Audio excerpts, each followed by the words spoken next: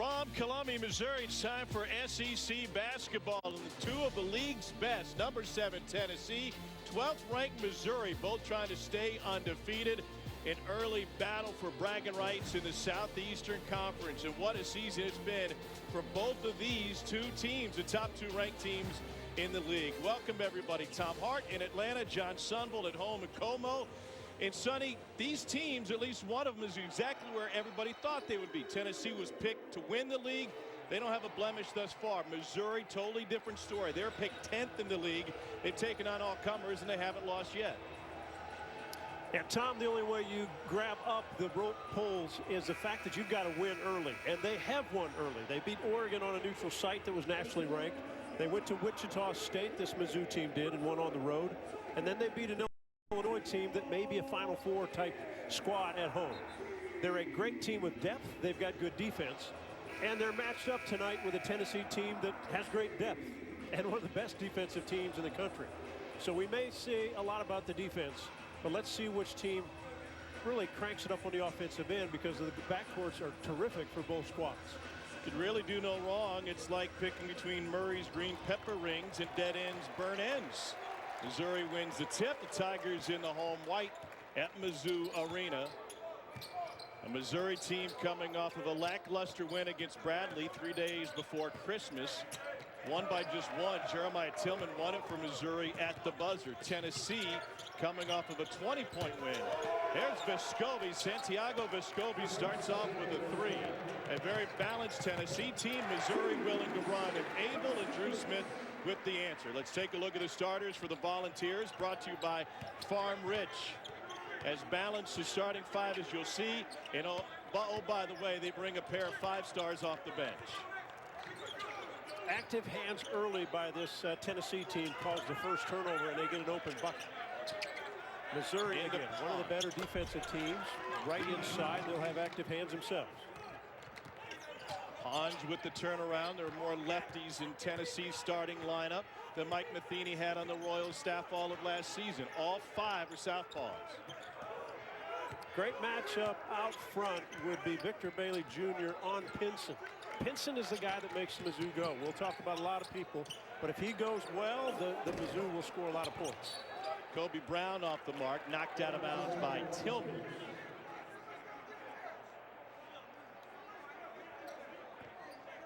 You had a chance to visit with Rick Barnes today. First road trip for this Tennessee team.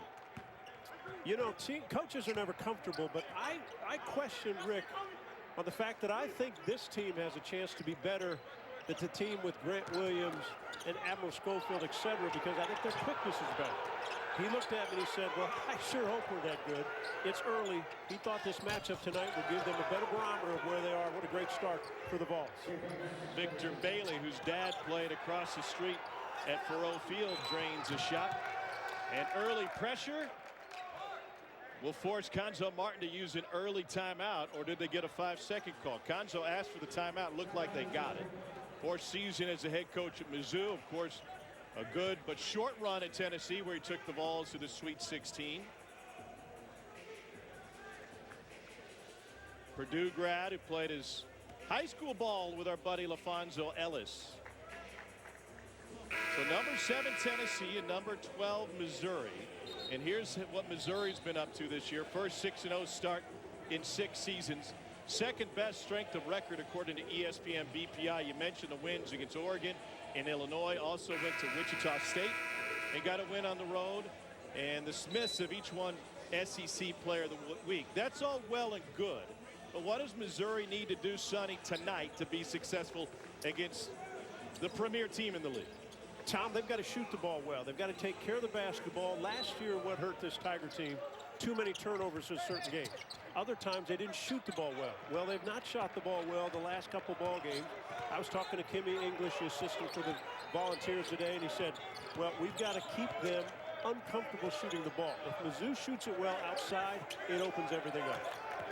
Tillman with the paint touch, working on Fulkerson. A pump fake, and Pons still got him. Yves Pons, a sensational shot blocker. He's a rim protector at 6'6". He can erase any mistake that a teammate makes, and he comes from all angles. He hangs, he glides, knocks it down, knocks it off Tillman's leg. What a play. I was talking with Conzo Martin this afternoon. I said, who's the key for Tennessee on the defensive end? He said, Yves Pons. I said, who's the guy you got to shut down on the offensive end? He said, Yves Pons. I said, wait, both sides of the floor? Well, you know, Pons won't shoot him. You know, he won't shoot it a bunch outside. He'll get to the rim. He'll get tip-ins. He's so active. But I think, Tom, what makes this Vols team so good is they are active on both ends of the floor. They won't get enough credit on the offensive end, but they've got enough firepower, especially with the guys coming off the bench, to produce a lot of points. Now 98 career blocks for Yves Pons out of France. A Renaissance man, plays the saxophone. He's a chef. He's a photographer. And Jeremiah Tillman, also a shot blocker, rejected what looked like a pass from Vescovi. It'll be Missouri basketball. Tigers have started just 1 for 3 from the floor. Good hands by Tillman, but not a good play by Vescovi. He's now going into a 7-footer. You're not going to throw it over the top. Take one more dribble, throw it around, or just throw a little lob to the rim. Not a good play. Good defensive hands by Tillman, though.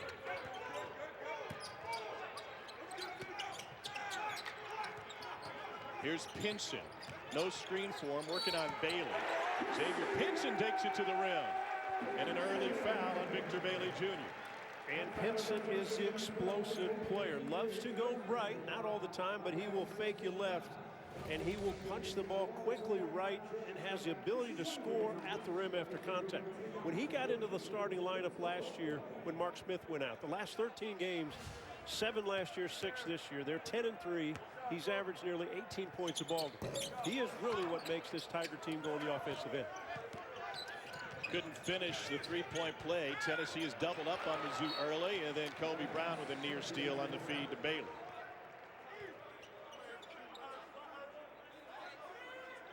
Tennessee, a high-scoring team for being such a great offensive team. Their scoring margin this season better than 28 points a game.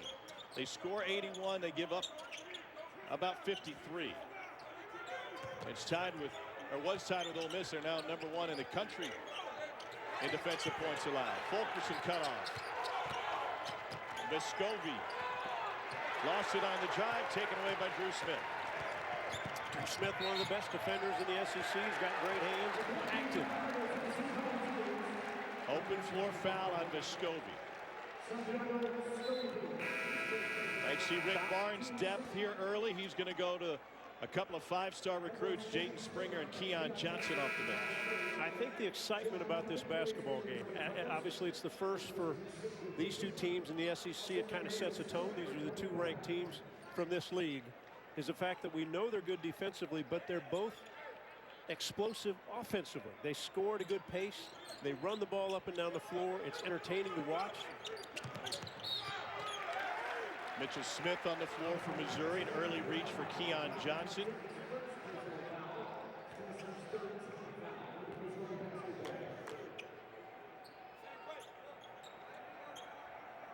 You're always interested to see a guy like Keon Johnson comes in the ball game, a 5-star freshman, as you said, and Jaden Springer. Will veteran guards like Drew Smith try to take advantage, if they can, of their experience? That time Drew Smith put a little pressure and got the first foul on Keon Johnson. And then Missouri gave it up. Who would you be concerned with in the half court if you're trying to slow down Tennessee?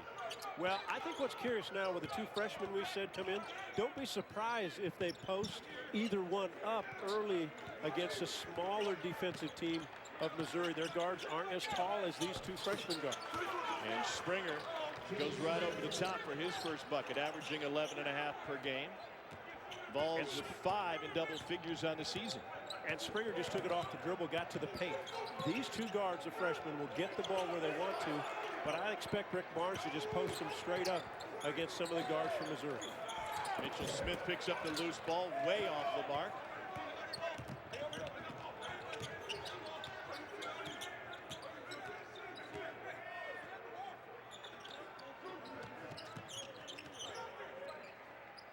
What is remarkable about this Tennessee team, even the 5-star guys, is that every one of them plays in-your-face defense, and here they are picking up full court. Yeah, they're terrific. You know, you're always questioned, will 2 5-star kids always be on the bench? And you know Rick Barnes, he'll tell you right to their face, at anybody's face, well, they've got to earn their minutes to play here. But that's the program he's built, and that's why they're nationally ranked year in, year out. Tennessee with an early 12-4 advantage. Vols haven't missed a shot. A perfect 5 for 5 to start.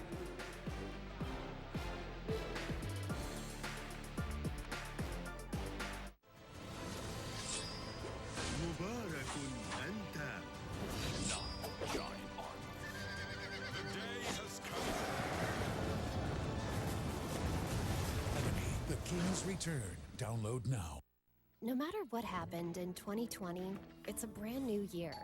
And with HelloFresh, it's 365 days to start fresh. 365 ways to make time for yourself. Make time for the kiddos and make their new all-time favorite meal. Just take it step by step and we'll make it happen. One dish at a time. Hit refresh with HelloFresh. Go to HelloFresh.com and use code TV10 for 10 free meals, including free shipping. Erectile dysfunction treatment helps men feel more confident in the bedroom, but it also unlocks so much more outside of it. With Roman, it's simple to connect with a healthcare professional online and find the right treatment plan for you. Get started today with a free online visit at GetRoman.com/TV.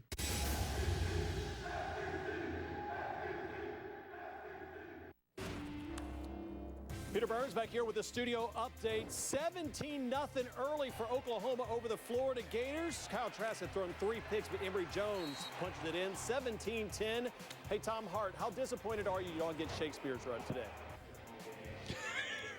That's a fair question. I mean, I got called out earlier about the green pepper rings at Murray's. I could go there. I could go Shakespeare's. I could go Booch's. Instead, medium meal was right upstairs. 12-4 Tennessee on top of Missouri. Sonny, you were talking about the freshman for this Tennessee team.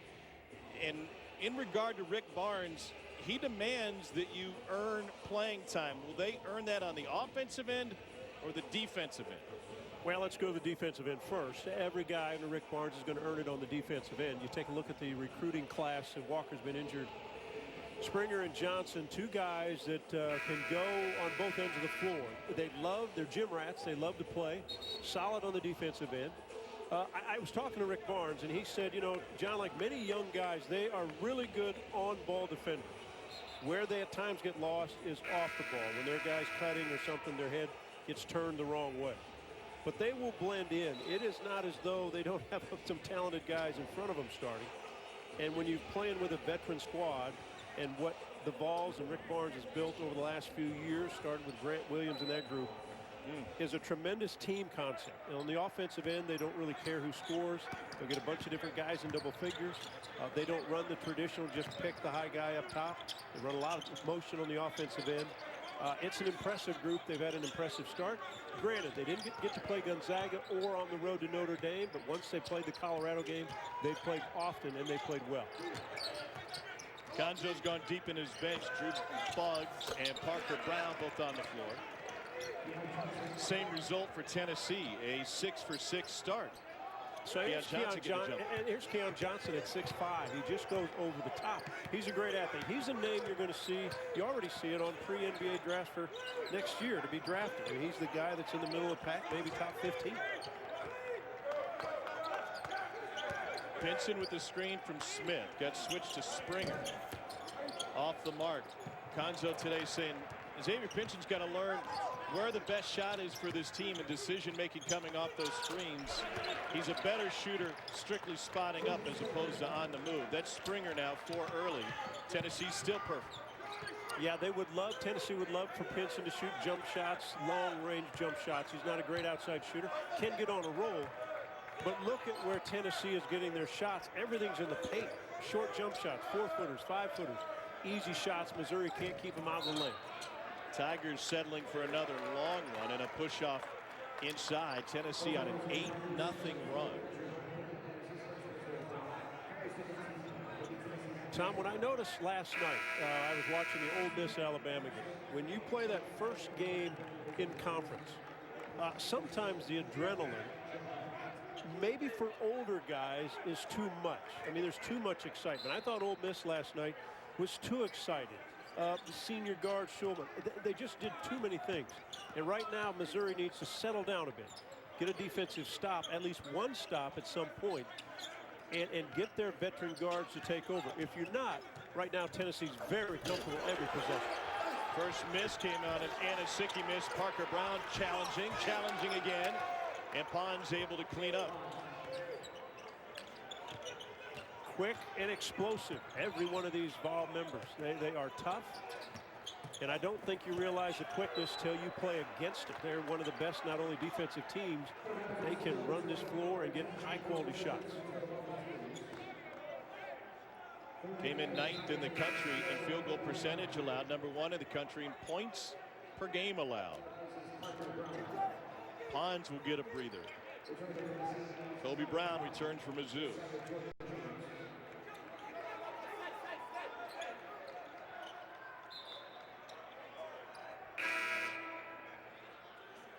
Uroš Plavšić is entered for Tennessee, and Bailey back on the floor.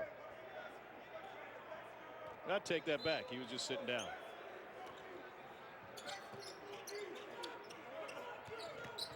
Brown was looking for Tillman, and he's got John Fulkerson draped on him. Straight up man-to-man defensively, each guy pretty good on the ball. Can you swing the ball? Can you make it move? Can you make body moves? Can you have hard cuts? If you stay on the ball against a Volunteer, meaning one guy bounces it until he can't bounce it, and then he swings it to the next guy, they'll eat you alive. They are so good on the basketball. Guys know where you're coming from. They talk. They help out each other. Another turnover for Missouri. Interesting hearing Rick Barnes talk about it. He talked about staying out of rotation so they don't get out of position when it comes to the glass. And if you don't need to help your teammate, you won't get caught out of position, huh? No, that's right. I mean, it's interesting. This is their first road trip, and he just simply said, we're going to stick with what we do. We're going to travel how we travel. We're going where we want to go. He likes this team. He's confident in this team. Like I said before, like any coach, though, he worries about little things here and there. But this is a fun team to watch, and they are putting on a show early in this game. First empty possession for the Volunteers. Their 2 misses came on 1 possession, and they turn it over. What about Missouri in the half court? I asked Konzo what they needed to do to be more efficient. He said, well, I'm pretty happy with where we are offensively. We've only really had 1 bad offensive game. That was last time out against Bradley. They shot 25%. It's the first time they won a game shooting that low in 20 years. Yeah, you win it down the stretch even though they didn't play well. But when you think of Missouri and what they've had all year, Pinson, Drew Smith, Mark Smith. Mark Smith hasn't had any openings so far. They haven't been able to find him. Tillman's got to have better hands. If that ball he's got to catch, Pinson makes a move. But you're going to rely on those 3 guys, the 2 Smiths and Pinson, the guard core, to get it going. Right now they're quiet.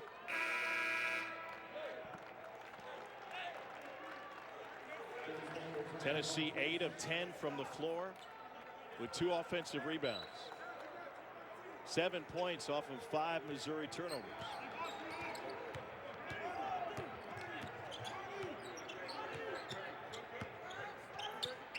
I think it's the variety of weapons and how they can score offensively for the Vols that make them so effective. They've got good shooters outside, strong guys inside. This guy, one of the best shooters in the country. Santiago Vescovi, new hair color, same jumper. He's got 2 threes here early. He hit 6 in his Vols debut, coming over from Uruguay last year. I asked someone today how old, because sometimes a foreign kid, you don't know how old they are. He's 19 years old, just turned 19. Had been playing in an NBA developmental league in Mexico. When a spot opened up to join Tennessee. What a start for the Volunteers.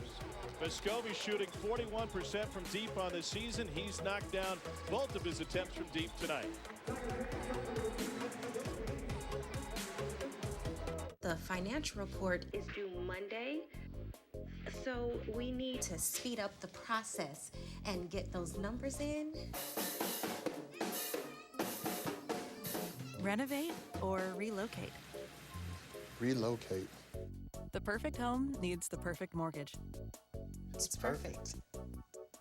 Regions' digital lending experience is safe and simple, so you can brave a new beginning. Each year, Americans waste $21 billion by overpaying on car insurance.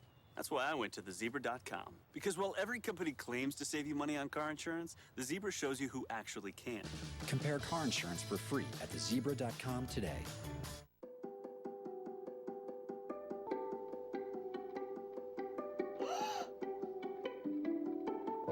Oh, honey.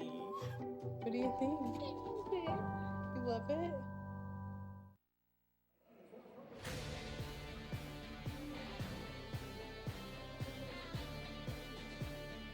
Kentucky and Mississippi State Saturday, 6 o'clock on the SEC Network. Sonny, Kentucky's trying to figure it out.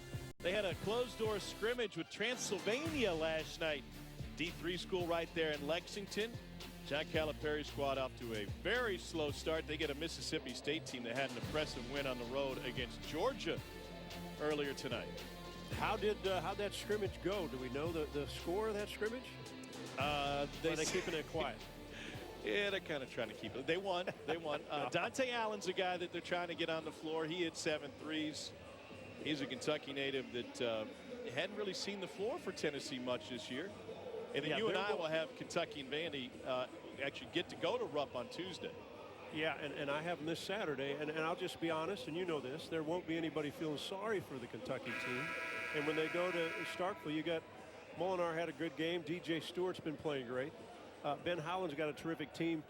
It's hard to look at some of these teams that have not played as much. I mean, we've never mentioned South Carolina because they haven't had many games, but they're still a team that could be good. But Kentucky's going to get better. They'll slowly get better, and I think their guys will put it together sooner or later. Kentucky was able to play that scrimmage midweek. They were supposed to be playing South Carolina. Frank Martin's team has only played 3 games to this point. They've only practiced a handful of times. He had him back on the floor yesterday, and he's really concerned, John, with getting his team back into basketball shape and conditioning, because the guys on his squad who have been quarantined, they're stuck in 2-bedroom apartments. It's not like they can go out there and even run the hallways because university policy in South Carolina is so strict. Kobe Brown with the foul, his first. I was supposed to have South Carolina last week, and obviously that was canceled. But A.J. Lawson, Cousinard, Keyshawn Bryant, they've got a terrific team if they ever get back on the floor. Fulkerson takes a bump, and Tillman will be charged with his first. And John Fulkerson will go to the free throw line. Great article this week in the Knoxville News Sentinel Sportsman of the Year.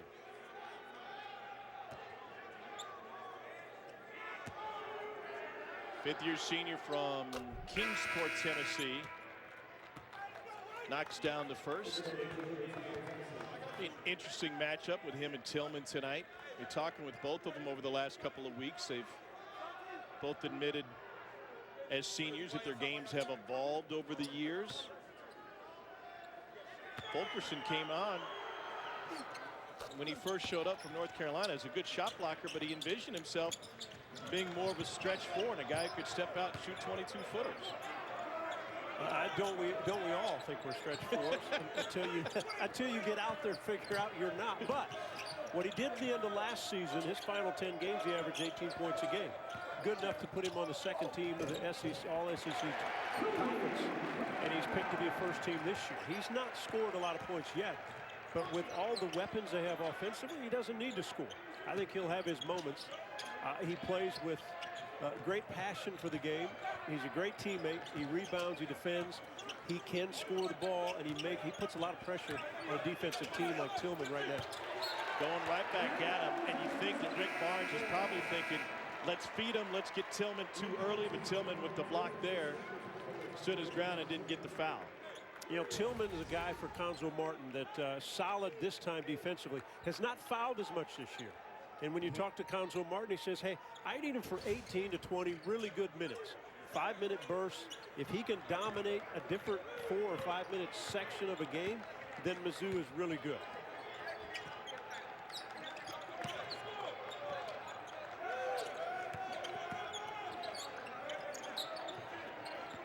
Here's Kobe Brown. Tough reverse last time there, down. Not there that time. Smith bails him out. Shot clock at 6.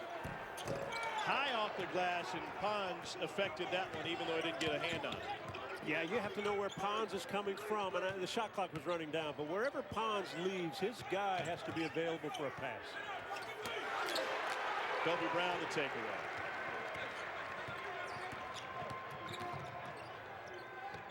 Missouri's got to find a bucket, Tom, but they've had not very good looks. Good drive that time. Sophomore from Rocket City, Huntsville, Alabama, Kobe Brown. There's that number 24 for his idol, the late Kobe Bryant. I think he's got a chance to be a terrific SEC player. He has had a little bit of foul trouble in his sophomore season. He had 26 starts last year as a freshman, very comfortable in that starting lineup for Cuonzo Martin. Focusing off the mark. Brown fouled over the back. Pons. You know, Kobe Brown can make jump shots outside, so you have to honor it. Fulke came up now. Good spin move. This is what they envision at Kobe Brown to do, especially this sophomore season, to expand his game. 6'7", 240, solid body, solid defender, good outside shooter. Not a great one yet, but a good outside shooter, so you have to honor what he does. But I think Cuonzo is looking for bigger production from him than he's had so far. He's averaging 7 points a game. Well, very little production out of the Missouri backcourt so far. Buggs, a transfer, trying to get in on it. Pons, another block. Wow, amazing, the quickness of his hands. Interesting you say hands. Most people first go to the fact that he gets up so quick, but you're saying it's what it's at the end of his arms that does it. Well, if you don't have the quickness of hands and the ability to see where he's going, he's on the backside of a 6'11" guy. I mean, there's no way he should make this block. But the quickness of his hands allows him to hit that basketball so quickly that Mitchell Smith can't hold on to it. 100th career block for Yves Pons. Interesting, Tom. Tennessee scored easily early in this game. Now they've tried to pound it inside, and it's become tougher. I think they've become a little more stagnant on the offensive end. They were better with more movement and not worried about just feeding that post.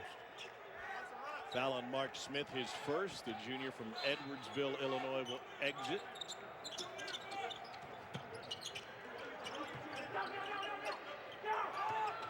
Bailey in the corner. And he stepped on the sideline. Opportunity is there. The window's there for Missouri, Sonny, but they just haven't made shots. 24% on the night. Yeah, got to find a way to get good. The quality of shots aren't good. I mean, it's one thing to put it on the floor and get to the rim, but if you're just tossing it up and shooting off-balance shots, they've got to get more movement on the offensive end, find guys to get open. Pinson's obviously out of the lineup. You've got Pickett down on the low end. He's kind of a place towards the basket. That's not a high-quality shot.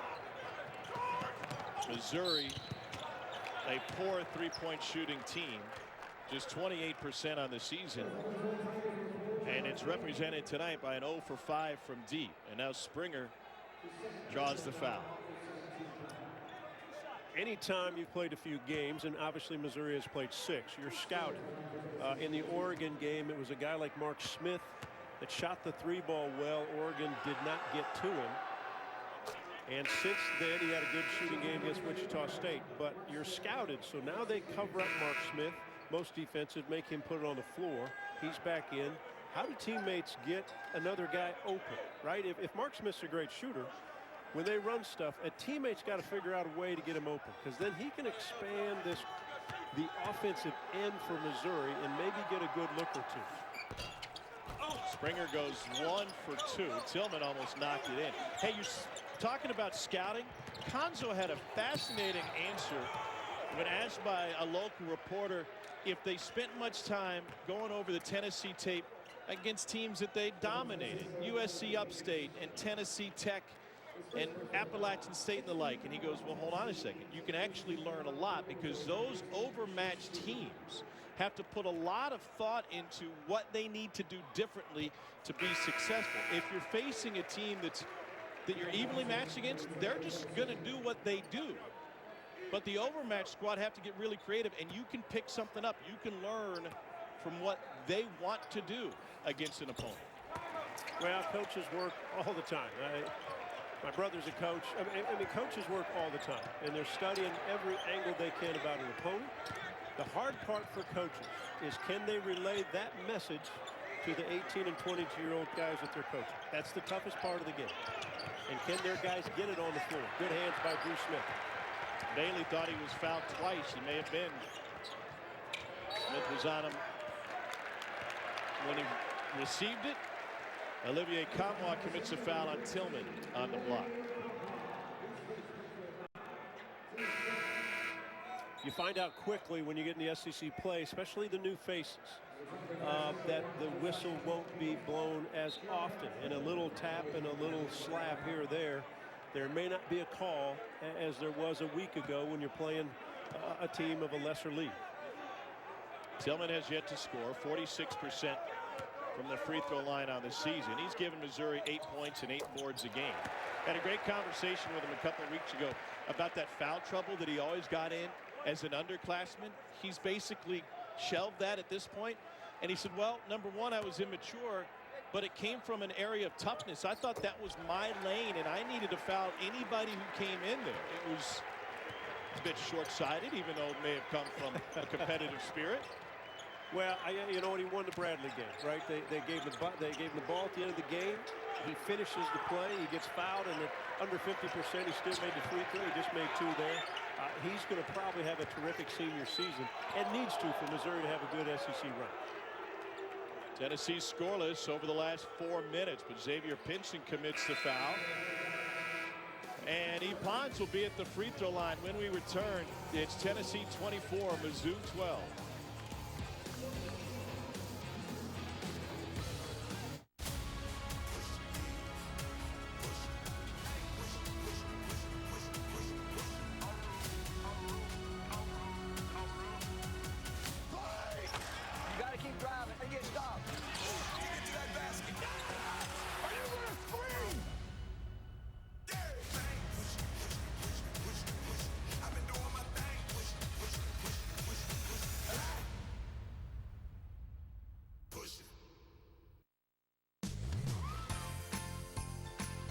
To find the perfect treat. We're going skating.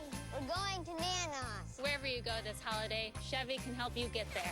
Which is why we're making our Chevy employee discount available to everyone. The Chevy price you pay is what we pay. Not a cent more. So wherever you go, happy holidays from Chevy. Now through January 4th, use the Chevy employee discount for everyone to get over $6,800 below MSRP on this Equinox. Hurry, the employee discount for everyone ends January 4th. I did some early shopping this year. One for you, one for me. I love it. I got us a little something too. Yeah? Yep. One for you and one for me. I love it. Oh, actually, that was supposed to be for me. I love it. I like red.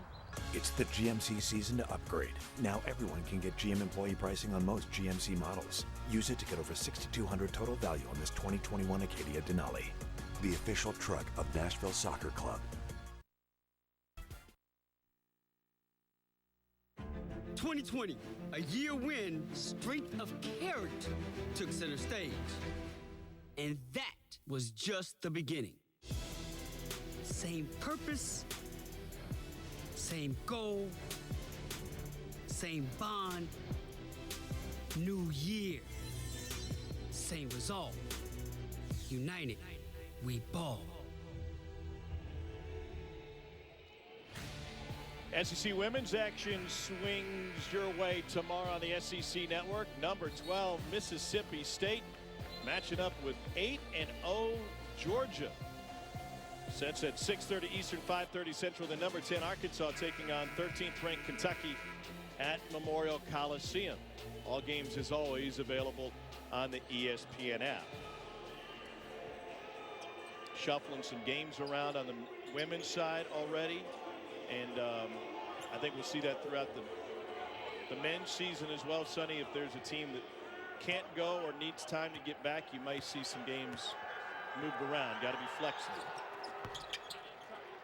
Pons has another one coming. Knocks down the front end of the 1-and-1. And every coach that, Tom, you've talked to or I've talked to, they've all talked about flexibility.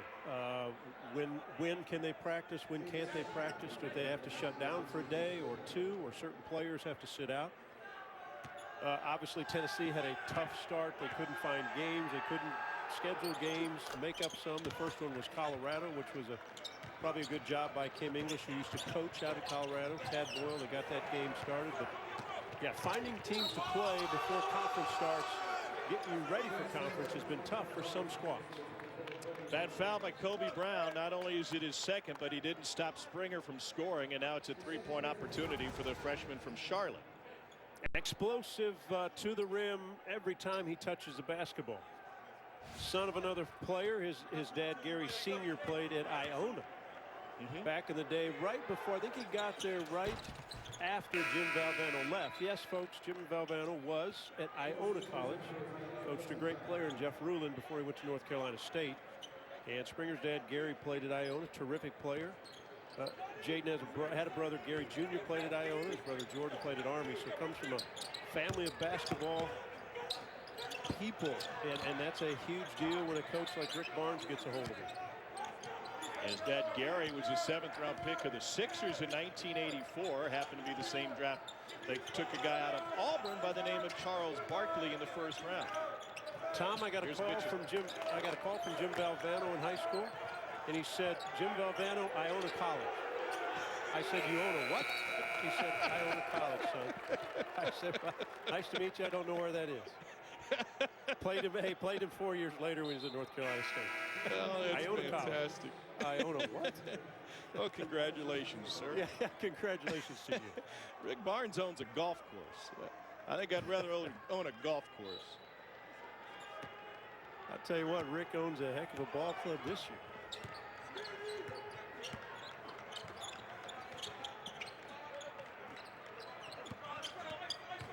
I've not had anybody look it up, Tom, but could you guess how many teams have ever had 2 5-star players come off the bench? I can't imagine. The only thing I would think back to would be Calipari's team recently when he had Booker and company coming off the bench as platoon guys. Yeah, maybe. But right. even then, I don't know that they had 2 5-stars. Yeah, or in the old days when you had such, guys didn't go out early so many times. Some of these good, university programs, you might have a couple big-time recruits that had to sit and play a while, but very rare. Well, one of them, Keon Johnson, trying to catch his breath. Kind of a mess of bodies at the end of that play. And Missouri will have an opportunity from the free throw line. Mitchell Smith wearing a graduate patch on his jersey now. Graduated at semester. 5th-year senior out of Van Buren, Arkansas. Broke a 35-year-old scoring record his senior year.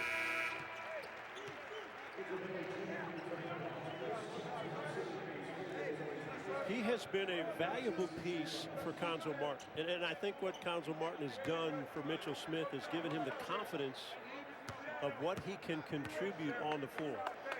He can defend multiple positions because he's long and athletic.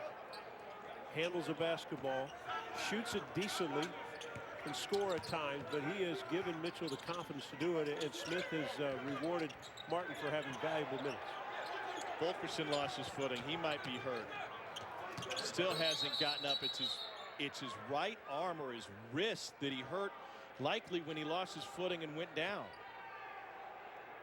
He's already got that thumb and wrist taped. And I think he jammed it when he fell coming across the lane.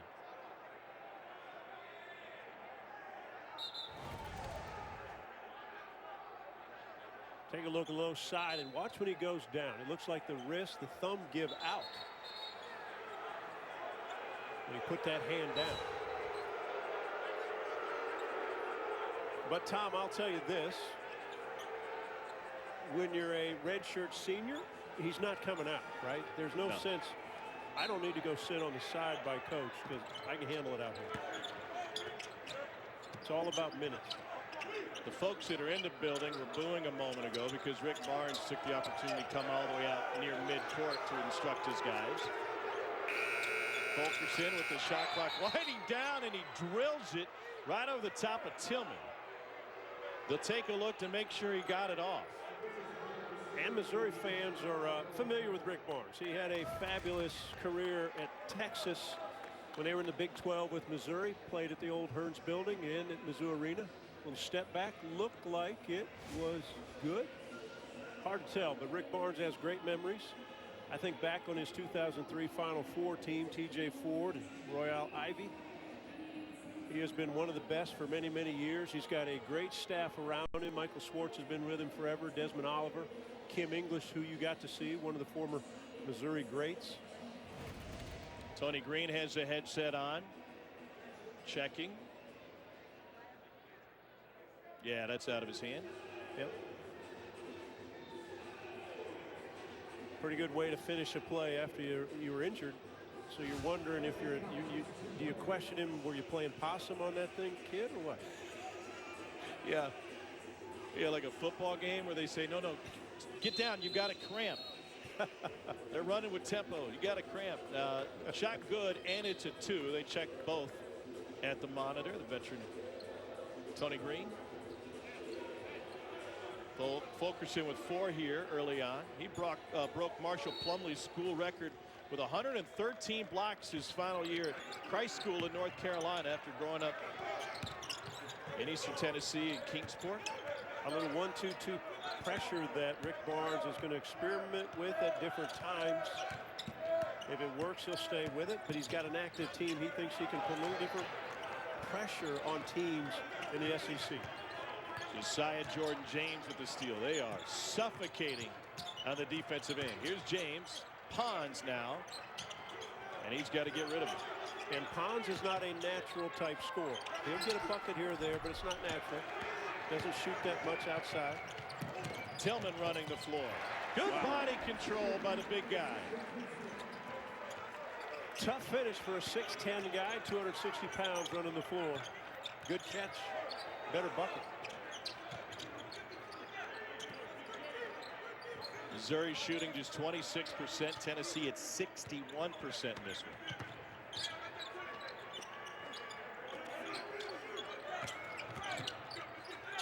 Pons will rise. Great elevation. Sorry, Tom, about my last comment that he wasn't a natural scorer. That looked pretty good. We sure as heck didn't hear you. You're not courtside. You're about 3.5 miles away from the arena. I did see both teams today. I went over. It's rare for us to get to see teams nowadays when we work out of our basement. Mark Smith with the bank shot. 3.5. Did I get that about right? Yeah, probably so. About a 6-minute drive.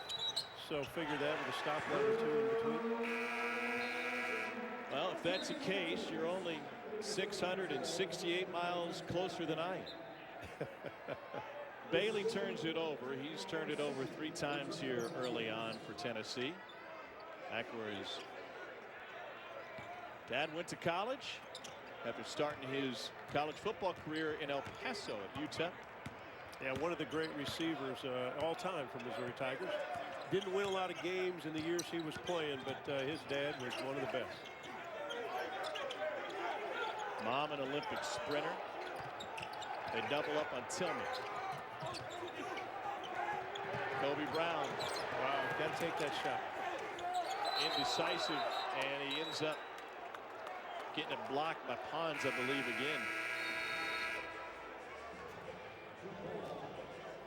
So the jump ball will take it the other way. Tennessee 33-17. Vols shooting 63% in the first half.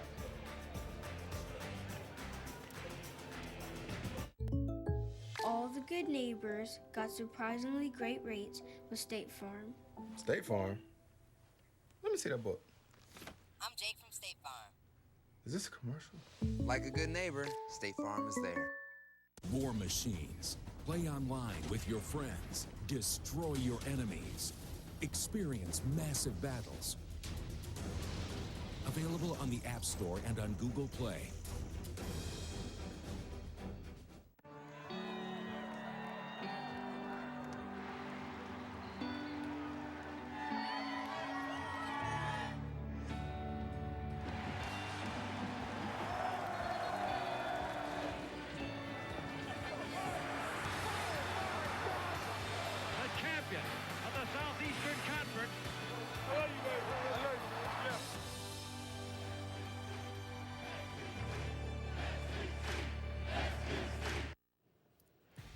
What's up, y'all? Peter Burns coming up at half. Hogs stay perfect. Big game for them. And also Mississippi State, big game out in Athens. And first half reaction to this one. But Tom and John, I want to ask you a question. More points scored, Alabama versus Notre Dame or the winner of this Tennessee-Mizzou game? Oh, that's a great one. More points scored. Okay, Sonny, wow. I'll jump on it first. I think the way Tennessee is playing today, it's going to be Tennessee because they're already halfway to 60, and we're not quite out of the first half. 63% from the floor. They've already had a 15-0 run, and they've been, it sounds odd to say, but you pointed it out, they got a little stagnant on the offensive end at one point this half. Yeah, it's surprising to think that they're shooting 63%, and you would think it will go down, right? You don't maintain that. But watching this game, Missouri is having a hard time taking away anything that the Vols want to do on the offensive end. So they're getting what they want. When they bog down, I thought it's when they just simply said, we're going to throw it in the post and see what we can get out of it. That seemed to slow them down. They're not a great low post offensive team. I know Rick Barnes traditionally has always played from inside to outside so the ball moves, but I think their body movement earlier was better. But the pace they're going, it's going to be pretty good.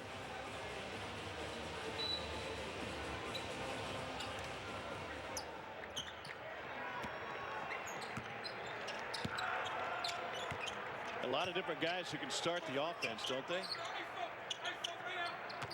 Yeah, it helps when they get defensive stops, rebounds, steals, they push it. And now Pinson back in. He's got to have a better few minutes to end this half than he's had early in this game. If you're a Missouri fan, if you're a Missouri player and the coaching staff, they want a good little 3-minute run. Get a couple stops, get a few buckets, just get this thing more manageable and get them more excited at halftime. Against this defense, Missouri hadn't been able to get to the rim. It's a modern. I was hoping my dinner was being cooked upstairs, but that was my wife and daughter and another friend at the game. Was it really? Yeah, that's pretty good.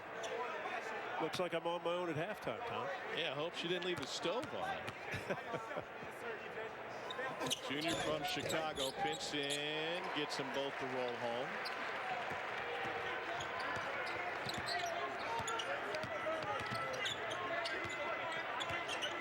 Vescovi's taken 2 shots. He's hit 2 threes. He's probably their best shooter. They don't necessarily run stuff for him. They would like him to shoot a little more. Pons has forced a couple shots up last 2 possessions. Bailey getting in on the fun. It's his second 3. And Victor Bailey can be a volume type player. I mean, he can go hunt some shots. He can score. He doesn't score effectively all the time, but he'll hunt him down. And when he gets on a little roll, again, it's another offensive weapon for this team. Tillman spun into the double team, lucky to draw the foul. And that'll be on Pons. Second on Yves Pons. I'd like to move by Tillman, and here's why. I did a few games earlier in Missouri, and Tillman, because his free throw percentage was down, was not aggressive with the ball. Most bad free throw shooters, you don't want to get there. With his make the other day to win the game against Bradley, he just made 2 in a row. All of a sudden, if he starts making free throws and then wanting to get to the free throw line, that changes how he is in the low post, how guys can throw him the ball, how aggressive he is attacking the rim. Only 17 games played last year for Tillman due to a foot injury. Coming out of East St. Louis. Spent some time at La Lumiere in Indiana. Prep school. Bailey the board. Missouri 30% from the floor, 0 for 5 from deep. Here's Vescovi. Tillman, one of the best rebounders in the SEC. Drew Smith and Mark Smith have combined to go 1 for 7 in this game. Here's Mitchell Smith. None related, but Mitchell Smith throws in a 3. good sharing of the basketball by Drew Smith, but if I am a coach, I would rather Drew Smith take the open shot versus Mitchell Smith. But Mitchell Smith did knock it in. Tillman with the foul 16 feet from the bucket. His second. The kick to Drew Smith. He's not a great three-point shooter, but pretty solid if he's got his feet set. Mitchell Smith, a low percentage shooter, but he will make a few occasionally.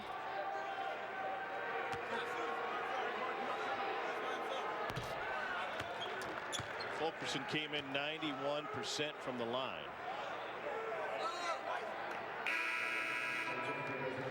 You mentioned Grant Williams and that great Tennessee team from a couple of years ago. And Fulkerson used Grant as an example. Everybody knows that that class built the foundation for Rick Barnes and his program. But it was even more of an example for Fulkerson in terms of developing his game. Watching Grant play. Under 2 minutes to go in the half. And Tom, if you think of developing, you mentioned Fulke is 91% for the foul line. Career-wise, he was 74% coming into this year. It's just another thing over the summer guys work on to get better. And he's at 90%. That's fabulous. Missouri got the switch they wanted, and Pinson is able to draw the foul on Tennessee's big.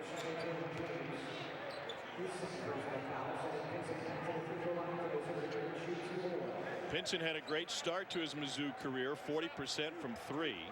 Just the third freshman to go 40% from the floor, 40% from three, and 75% from the line. The other two, Kareem Rush and Brian Grau. Basketball family and a coach's son. Makes sense. Here's Bailey back on the floor. One of the terrific players in Missouri history.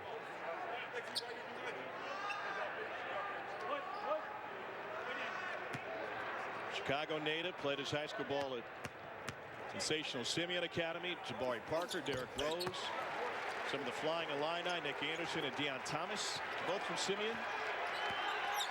Missouri's closed within a dozen.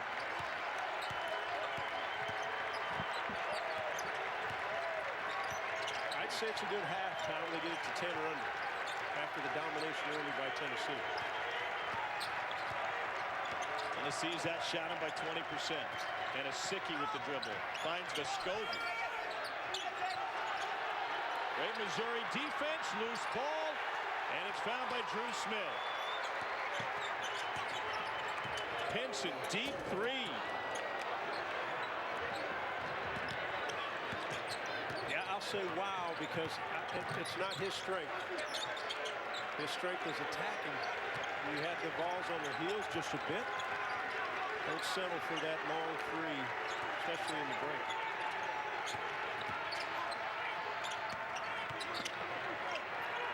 Tough to figure, especially with Vescovi in front of him. And now Vescovi bangs one in against him.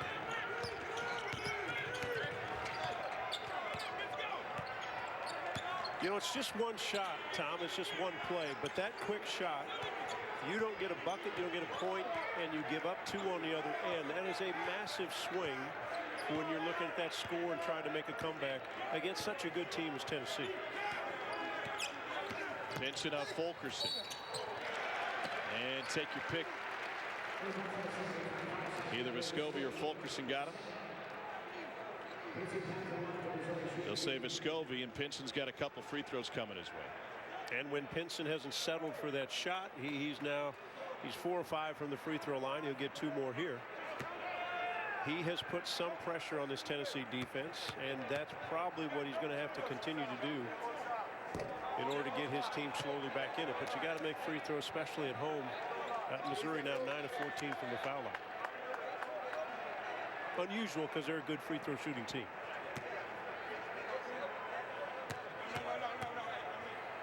Last year, school record from the free throw line for Mizzou. Pinson gets 1 of 2. And they set a national, an NCAA record, 54 free throws in a row. It's quite incredible. Good chunk of those came in one game against Alabama. Tennessee uses a timeout here. Set us up with 8.2 seconds remaining. Tonight, after we finish up here at Mizzou Arena, the SEC Now team will have a complete breakdown of both of the games from tonight, as well as interviews with coaches and players. A look ahead to Alabama, Notre Dame, I'm sure as well. Make sure to stay right here on the SEC Network or tune in on the ESPN app. 8 seconds left in the half. Where does Rick Barnes want to go in the half court?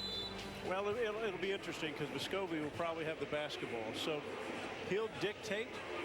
Let me take a look who's on the floor with him. Again, what we have not yet seen, and I don't know if Springer's out there yet, or Keon Johnson, is the low post from those two guards. And I don't think they're on there now either.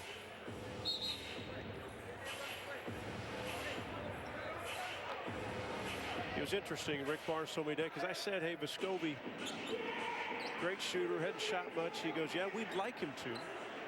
And I made a statement about his first game when they played against LSU. His very first game, he knocked in 6 threes. He goes, yeah, we'd like to see a little more of that. Fulkerson with 3 left. Working. Fulkerson with 1 off the side of the backboard. D'd up that time by Mitchell Smith. Tennessee shoots 56% from the field. Missouri just 32%. And at the half, it's the Vols by 13. Let's get you to the studio. Here's Peter Burns.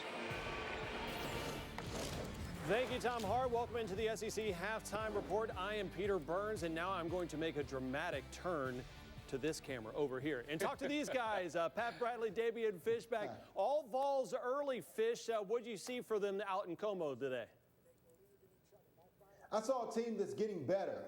It looked like that Coach Rick Barnes almost worked on offense this entire week. They're clicking on all cylinders. They're very efficient on the offensive end. And on the other side, I saw a Missouri team that came out for their second slow start. Little stagnant, almost like they're satisfied. You can't do that against a team of the caliber of Tennessee, Pat. Well, I thought that Missouri would have to come out and make some shots. They finished 2 of 7 from the three-point line. That's not going to get it done with a Tennessee team that protects the rim so much. You just see how connected they are. Whether it's switching on ball screens, whether it's rotating or helping on a penetration, and they held Missouri 4 of 11 two-point shots inside the paint. So that's what Tennessee is going to do, and they score. There's so many scoring options for them, Peter Burns. It's incredible in their smooth scoring. Everybody touches the ball. That's the reason why that they average over 17 team assists, leads the SEC, because they share the ball, turn down good shots for great shots. Having success so far there in Como. Let's get you caught up on the other games going on, gentlemen, around the SEC. Arkansas and Auburn. Say hello to the brand new head coach, Brian Harsin, on hand, watching the Tigers taking on Arkansas in the SEC opener. Early first, Auburn down 2. Davian Fishback, Auburn's Sir Alan Flanagan brings it up court and then drains the 3. Yeah, the coach's son has taken tremendous strides this year, played with a lot of confidence. Even though Auburn came up on the short end of the stick, I thought he played well. Well, way to be a spoiler alert there, Fish, on the highlight. Arkansas up 2. Okay, pretend you didn't hear that Arkansas is going to win this. And let me get some drama here. Tie ball game, 34. Anything can happen in this one, boys. Desi Seals, Pat Bradley, starting to really find his mark for Eric Musselman's squad. Yeah, Desi's the heart and soul of that Razorback team, man. He attacks the rim. He can make jump shots, as we just saw. This team, and from a defensive end, he is going to hound you 94 feet. Auburn keeping it close, down 5. Devin Cambridge, ball in the corner, sinks to 3. Auburn down 2 just at that point, but just too much. Moses Moody, and how about Connor Vanover, Fish? That's a big man. All 7 foot 3 inches. Go get it, big fella. Love the way Arkansas played, and particularly on the defensive end, turned Auburn over 18 times. All right, Fish, you're right. Arkansas goes on to win 97-85, another double-digit victory for the Arkansas Razorbacks.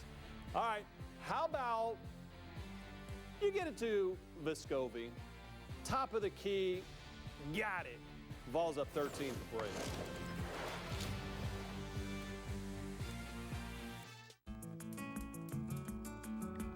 For some of us, our daily journey is a short one. When you drive less, you pay less with pay-per-mile insurance from Allstate. You've never been in better hands. Allstate. Click or call for a quote today. The comfort of home it means a lot. Right now, Regions can help you make it even more comfortable. Rates are low, so it's a good time to consider refinancing. A Regions refi could help you save on interest, reduce monthly payments, or even pay off your mortgage sooner. Just use our online calculator to see what you could save and apply in minutes today. Bring low rates home with Regions. Visit regions.com/refi now. Dinner, a constant struggle, wasting time buying food you don't need, stuck in a rut making the same recipes. Hit refresh with HelloFresh. Get simple recipes and fresh ingredients delivered to your door. Use code TV10 for 10 free meals, including free shipping. This is a proclamation from Mizzou. We've got something to say. Show me the world through someone else's eyes. Show me what happens when chemists tackle cancer. Show me every side. Show me my career while I'm still taking classes. Show me how to go fast. No, really fast. Show me the truth. Show me how to thrive. Show me. Show me. Show me what you've got. You have to ask, really? It's true.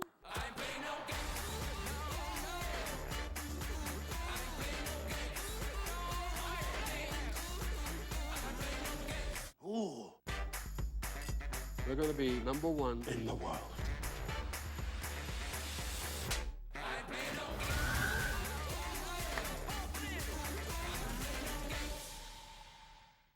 Somewhere along the way, Western boots got too expensive. And the styles? Well, Tecovas fixed that. We make handcrafted, high-quality Western boots for a fair price. Find your pair at tecovas.com. My favorite thing about banking with Chime is getting my paycheck up to 2 days early, which is really cool because I walk into the office and I'm already boasting that I got paid. My name is Dulce and I love banking with Chime. Get paid up to 2 days early. Chime.com. Welcome back, SEC Halftime Report. Peter Burns, Damian Fishback, Pat Bradley. Fish, don't ruin this ending, all right? Don't tell everybody who won this game. Let me do the highlight this time. Tamani Kamara pass deflected, stolen. State in transition. Tula Smith getting it done with the dunk. Hail State up 10-5, and Davon Smith hitting the triple. Fish, this State team came to play. No, they absolutely did, Peter Burns, and I'm going to act like social media does not exist and no one knows what happens in this game. Georgia did a tremendous job in the second half of trying to pick it up. They even changed to 2-3 zone a little bit, but the size of Mississippi State made it tough. Get that out of here, young fella, by a duel or do. Georgia just could not find any rhythm in this game. And how about DJ Stewart Jr. misses the runner, fights for the rebound, start padding his own stats. State takes a 14-point lead in the second half. And Iverson Molinar, Pat Bradley, 2 fouls early in this game, had to sit out, but then caught fire. Well, Iverson Molinar is stepping into a role that Tyson Carter played last year where he can score, he can run the offense.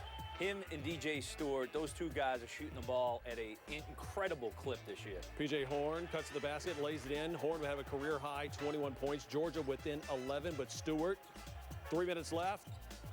Daga. Mississippi State hands Georgia their first loss of the season, 83-73. All right now, Vols having some success there in Como. Jaden, don't call me Jerry Springer. Swiper, no swipey, all the way to the basket. Well done, young man. Vols up 13 at the break.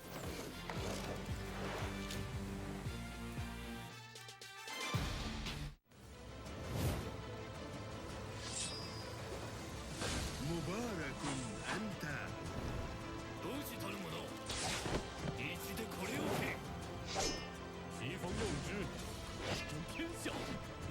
Elite troops, not just armies.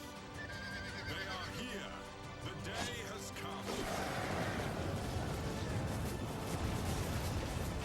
Enemy, the King's Return. Download now.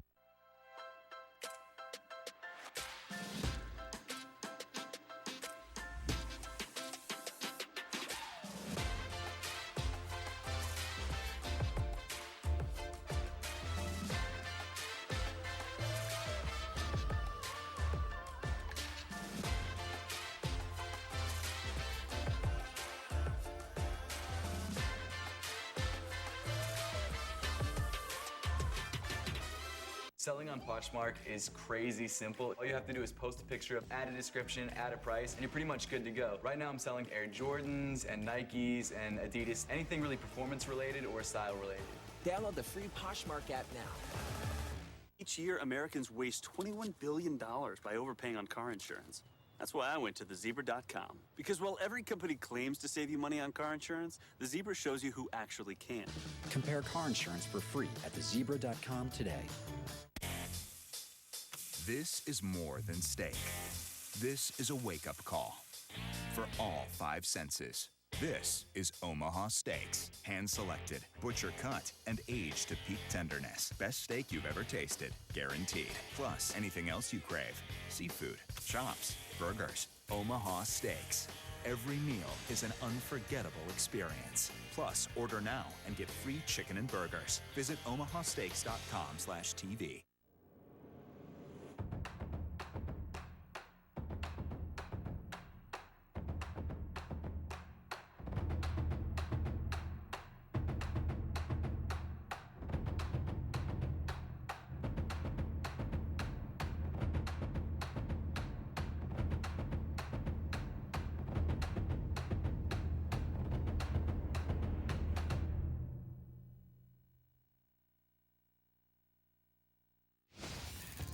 One more hoops game going on right now in Nashville, Florida. Vanderbilt, early Gators.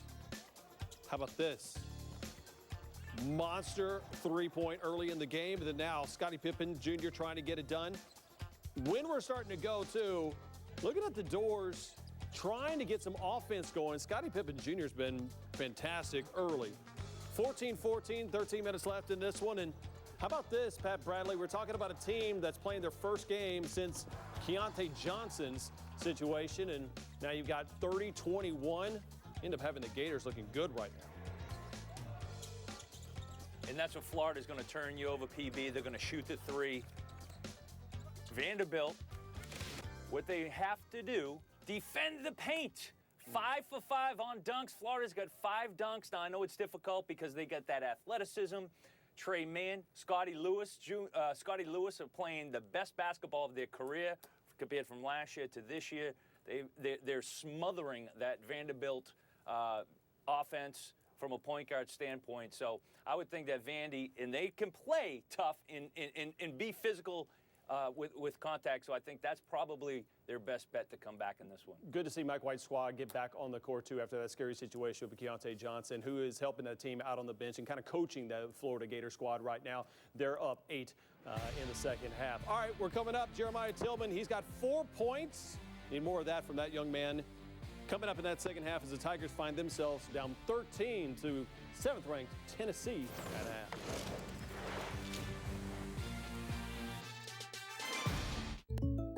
All the good neighbors got surprisingly great rates with State Farm.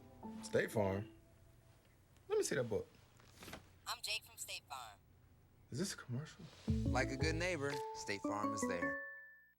The SEC taught us it's easy to love winning, but to admire all who bring their best effort every time they step up to compete. That having the guts to keep going is at the very heart of greatness. And that the game isn't over until it's actually over. As the official bank of the SEC, at Regions, these lessons remind us every day is a good day to dig deeper, because the SEC taught us how to face a challenge, even this season.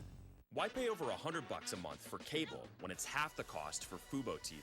Get all the channels you want, with all the entertainment you love, for the price that cable can't beat. Try free.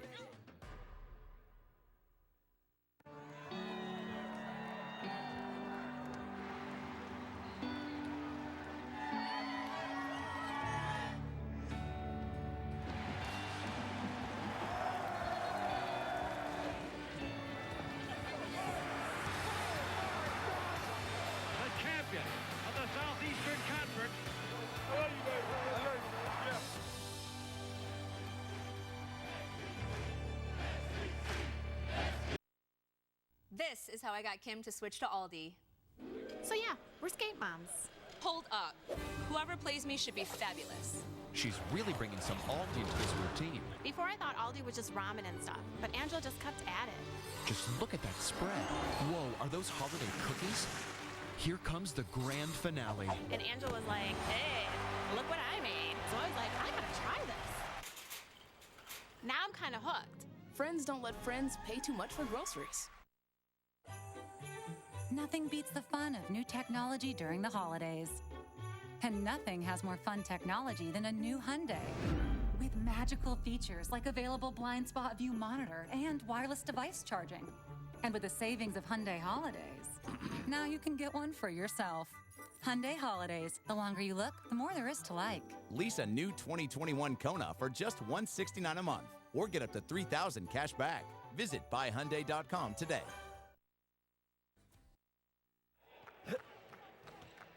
Ready to start the second half. Number 7 Tennessee leading Missouri 38-25.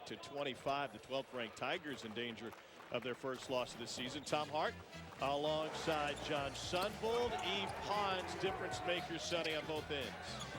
Yeah, he really was, Tom. The Volunteers started well defensively. They were active with their hands. We know Pons can do it both ends of the floor. Vescovi only took a couple shots, but he hit them from deep. Stretched the game out early for Tennessee.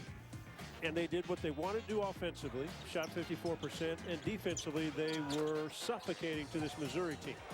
Steals, turnovers, block shots, aggressiveness. They're putting a statement out there why they're a top 10 team in the country on their first road game of the year. Game summary, it summarizes the game, and that first line tells the story. 54% from the floor for Tennessee. Missouri at just 32%. Mark Smith and Drew Smith have combined for 6 points here in the first half for the Tigers. Go back a couple games, Tom, and Missouri is last 2.5 ball games, 9 of 49 from three-point line. So below 20%, not getting it done. But Drew Smith's got to be more aggressive with the ball. They've got to find a way to get Mark Smith open for shots. Pinson scored it, but mostly at the free throw line. I think Missouri will make a run. They're at home, even though obviously you have limited crowd. You expect home teams to make a run. We'll see. I'm sure Rick Barnes told his guys, start this half as you started the start of the game. Be aggressive defensively. Let's see if they can, if Tennessee can build upon their lead rather than let Missouri get on a little run early.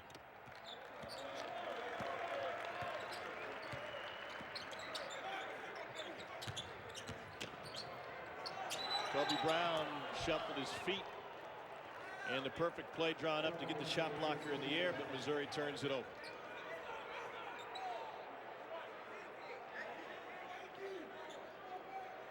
Not a comfort level to play against a guy like Pons, who many say, and I would agree, he's the best defender in the country, guards all 5 positions.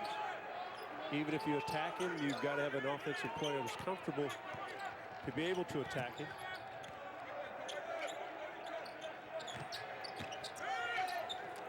Vescovi from the elbow. This can be a wildly efficient offense for Tennessee. Yeah, I think if Vescovi, who just did, I mean, he kind of, you know, you run a play, comes off a screen, he was looking to score. He's the guy that can really stretch a defense that makes it easier on his teammates. I know he wants to run the club as a point guard, and that's true. But if he adds the ability to shoot because he can shoot it, then they are a much more dangerous team on the offensive end. Pons gets whistled for goaltending. Drew Smith gets the bucket. Remember, Sonny, Missouri trailed by 19 in the first half, then they had a chance late in the second to get it to 10. When Xavier Pinson came down on a fast break, took a wild 3, Tennessee was able to stretch that lead back to where they wanted it at 13. Yeah, good point, Tom. I mean, you get the conference play, you'd hate to say possession to possession at different times of the game, but they can all be important. And right now, Vescovi, he looks so comfortable doing what he does. Now a steal by the Vols. Pons finds a streaking Fulkerson and stick jams it home. Tennessee with a mini run to start the second half. They've outscored Missouri 7-2 since the break. That says it all.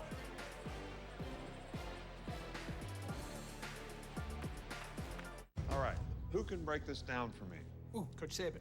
I crunched out to the mailbox, and there it was. A medical bill for $1,200. I had no idea I'd have to pay that. That's right. It's hard to know exactly what your health insurance is going to cover, so you gotta protect your blind side. Aflac. Aflac pays you money directly to help with expenses health insurance doesn't cover. Really? Aflac. Get help with expenses health insurance doesn't cover. Aflac is an official sponsor of the SEC. I work a really demanding job in the emergency room, and HelloFresh really changed my life. I come home, and the last thing I want to do is go to the grocery store. So coming home to this box is pretty much like a gift. It saves me time, it saves me money. I prefer HelloFresh over any other meal kit company because the variety in these boxes and the quality of the food totally exceeds any other meal kit company I've ever tried. I love it. Hit refresh with HelloFresh. Go to HelloFresh.com and use code TV10 for 10 free meals, including free shipping. Why pay over $100 a month for cable when it's half the cost for Fubo TV? Get all the channels you want with all the entertainment you love for the price that cable can't beat. Try free.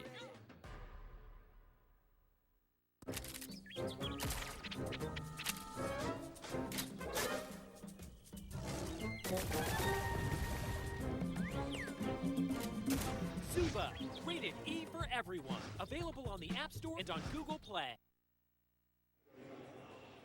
Tennessee with a comfortable 45-27 advantage on the road at Missouri. Well, deep hearts on Rocky Top over the holidays. Legendary University of Tennessee multi-sport star Ron Whitby died last week at the age of 75. Folks, this guy did absolutely everything. 3 years on the Tennessee football team in the mid-60s, 3 years on the basketball team, 1 year on the baseball team. He even played on the golf team in 1966. He was a Knoxville native who attended Fulton High School, got his first All-America award on the gridiron in 1966, an NCAA statistical champion as a punter. He would go on to punt in the NFL.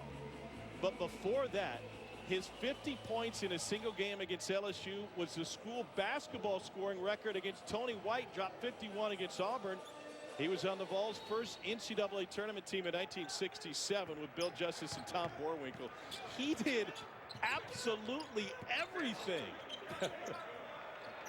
What an amazing career, a great loss, but a great life lived at the same time.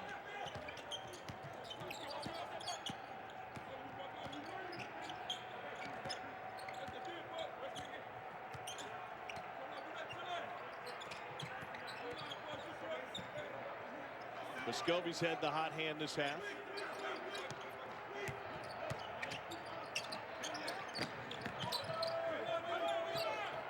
Fulkerson with the pump fake. Tough shot over Mitchell Smith.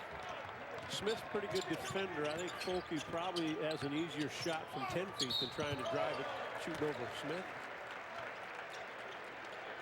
They'll get Fulkerson for his second on the drive by Mark Smith. Tom, we thought important how Missouri comes out. They probably couldn't have had a worse start to a half than they needed. But guys that have to be aggressive would be one, Mark Smith, the other, Drew Smith. Mark Smith, known as a shooter, but Mark Smith, guy who catches and releases. Every scout report, including Tennessee, when I was at their practice today, is saying make Mark Smith put it on the floor. Make him make a play at the rim. Mark Smith he's been much better this season doing that. Getting to the foul line, he shoots a high percentage from the free throw line. So he's got to maintain his aggressiveness because that's the only way he can help his team on that offensive end for the Tigers. Got hung up on the back pick but didn't take advantage. Mark Smith is far and away Missouri's best shooter. 52% from the floor on catch and shoot jump shots. Nobody else in the same neighborhood. Bugs, lob, Tillman lays it in. Good possession. Ball went side to side. They made the defense move. Bugs is good off the bounce, off the dribble.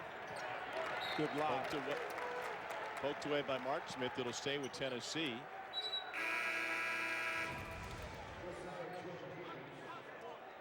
Bugs, the transfer from Hawaii, graduate transfer. Assist leader in Hawaii. Solid minutes for Cuonzo so far this season. They love his work ethic. Doesn't play a lot of minutes, but they're very comfortable putting him in there at any time of a ball game. What's the, you're there, what's the temperature in Columbia right now? About 29 degrees. Interesting. Fulkerson foul. You guys have any normal for a winter night, right? Yeah, you have any snow? No snow. Well, there's a chance of rain in Honolulu. It is a comfortable 77 degrees right now, 5:18 Hawaiian Standard Time.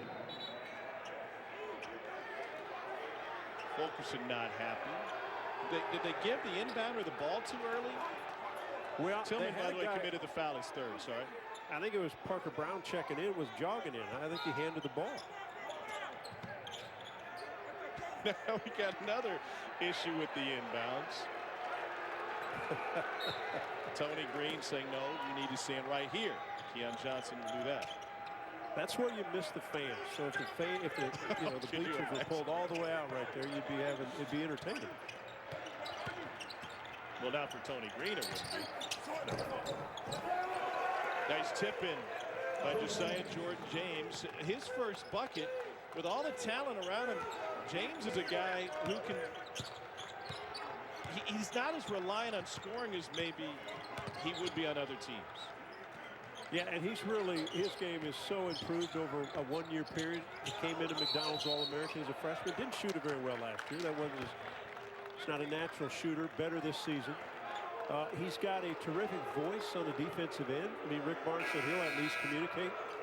He can guard many possessions. And I asked Rick today, I said, he came in as an off guard or point guard.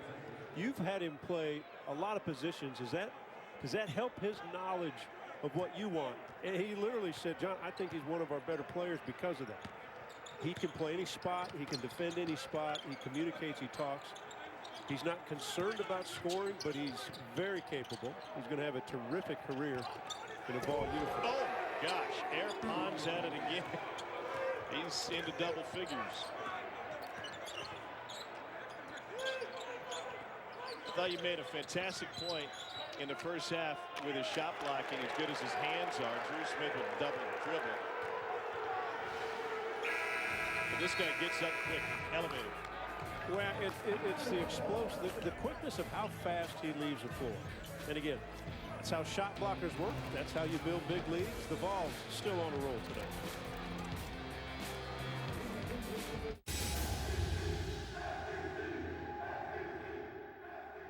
Hush it. Did you know Geico could save you hundreds on car insurance and a whole lot more? So what are you waiting for? Hip Hop Group Tag Team to help you plan dessert?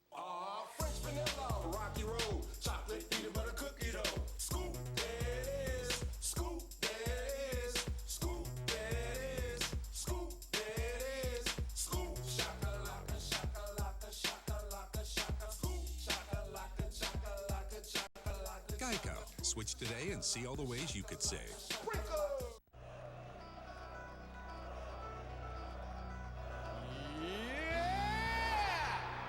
This ain't just stuffed crust. This is Papa John's crust. Stuffed. Better ingredients, better pizza, Papa John's. Today, you are going to become a cook. So how do we do it? Let's just follow the directions. It's like a life hack. I can't believe we made this. It's really good. Hit refresh with HelloFresh. Go to HelloFresh.com and use code TV10 for 10 free meals, including free shipping. Well, Yves Pons was a major concern for Cuonzo Martin coming into this game on both ends of the floor. He's the subject of our All-State Protection Spotlight. Third among active SEC players in career block shots behind Abdul Adu of Mississippi State, Cleavon Brown of Vandy. He is an eraser, and he's been fantastic on the offensive end as well. Yves Pons was born in Haiti, adopted at 4 years old, and moved to France with his new family. Great article this week talking about his varied interests. Plays a saxophone, throws some judo down, a fantastic photographer.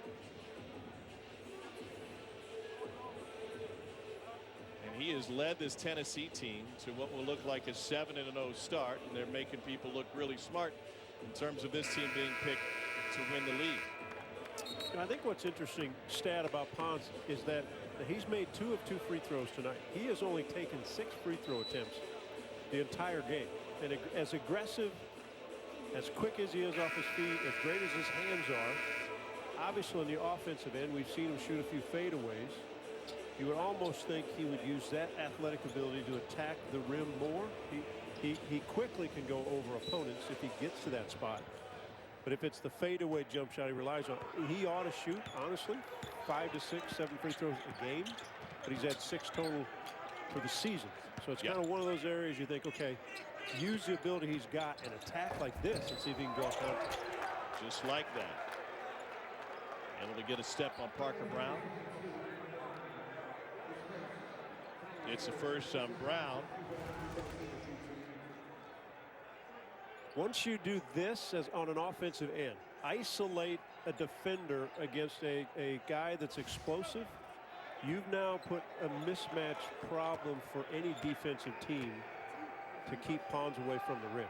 They're going to have to send somebody over because, again, I think he can go over the top of most guys in this league, only at 6'6".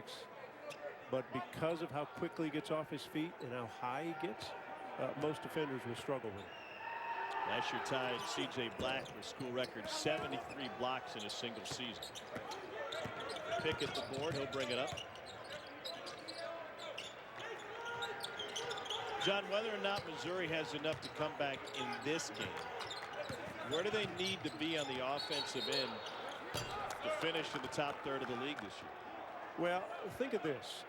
We've seen Missouri so far this season pick up the pace of their offensive end. So if you get bogged down in a half-court set, we have witnessed, we saw it last game if you watch the film against Bradley, this game, they have a hard time freeing up some shooters. But if the pace is good, we saw that against Illinois, the tape against Oregon, Wichita State. If they can get the pace better, then it doesn't put as much pressure in the half-court sets where they get bogged down. And like a year ago, they didn't shoot the ball well from beyond three-point line last year. That hurt them. That's become the thing the last couple ball games. They've not shot the ball well outside. Fulkerson had to follow tip on one end, and then Missouri turns it over. It's a 7-0 Tennessee run. And Missouri with now 4 turnovers in the last 2:20. And as a coaching staff, they know this, and players probably lose sight of where you are and how good you can be or are at a certain point. In a game like this one, it's not over, and they can make a run, obviously. But a coaching staff, and Konzo's been through this, they've had some great wins. Some of the best wins, really, in the country, but especially in this league, already this season. And you can't forget those games and how well you played versus a game that things aren't going quite as well. I have a hunch we're going to see this Tennessee team do this to a lot of teams. They're so good defensively. It's hard to see in college basketball this season who really is elite outside of Gonzaga and Baylor in that conversation. But yes, the inequality of the schedules and the leagues, and I think it's also hard to judge what is a great win early on. For example, Illinois and Michigan State have both won at Duke. Well, when the season started, those were wildly impressive wins. Now you kind of shrug your shoulder and say, well, how big a win is that really? I wonder, and so I'm asking you, can Tennessee be in the same conversation as Gonzaga, Baylor, Kansas? Houston just lost for the first time a couple days ago. Yesterday, as a matter of fact. I think they can be in a conversation below Gonzaga and Baylor. I think those two teams, great pass, great finish. I think Gonzaga and Baylor are two elite teams. But I've watched this Tennessee team now for a few games. This is the first time in person, although I'm not in person, but I went to practice today. And again, I made the comment to Rick Barnes, I'm more impressed with this team, this squad, than I was the Grant Williams squad. And that was a team that won 31 games. Yeah. I always thought that team had a problem guarding certain quickness with the big guys. Take a look at this pass, the double team, and there's Tom, let's go back. There's the post up of a big guard like Keon Johnson. They just put him on the low block and say defend it. But I think this Tennessee team could be really special just because of all the bodies they have and the different weapons they have on the offensive end. Defensively, they're unbelievable. Mitchell Smith, the board, kept his balance. It's a shame we didn't get Tennessee and Gonzaga on December 2nd. That one was canceled. And then it nearly got rescheduled right before Christmas. But Tennessee couldn't pull off the road trip. And I think that was the game that ended up going to Virginia. Gonzaga, by the way, if you've been watching college football or something else, not paying attention, John, they could be undefeated post to post. Yeah, I think it's Gonzaga in the field. A frustrating foul by Mitchell Smith. Frustration shown there, but now again, I do think Kansas has gotten better. Baylor obviously is good, but Gonzaga, I mean, again, can you take the field against them? Yeah, that's probably the best bet, but they are powerful and they're strong. They're good. Their guards are terrific. They've got a loyal alum in John Stockton who still does stuff when in the summertime when you've got COVID and you can't go some places. Maybe you can go to John's gym and work on some stuff with one of the best point guards ever. Just a rumor that I've heard, but that doesn't hurt. Yeah, well, it doesn't hurt when you do things like that. But they are, and you know what, Gonzaga, like they are every year, they're experienced. They get a lot of transfers, get a lot of guys that have been around, and then they've got a fabulous freshman Suggs that's just an elite player. Suggs hadn't played the last couple of games. Bailey drops in a jumper. The toughest game they have remaining will likely be San Francisco or perhaps Baylor, or pardon me, BYU. They've got BYU twice on their schedule, but they've already beaten Kansas, Auburn, West Virginia. They really blew out Iowa. Iowa made it somewhat interesting late, and Virginia among others. Vescovi back on the floor for Tennessee. So many different pieces to this Tennessee team.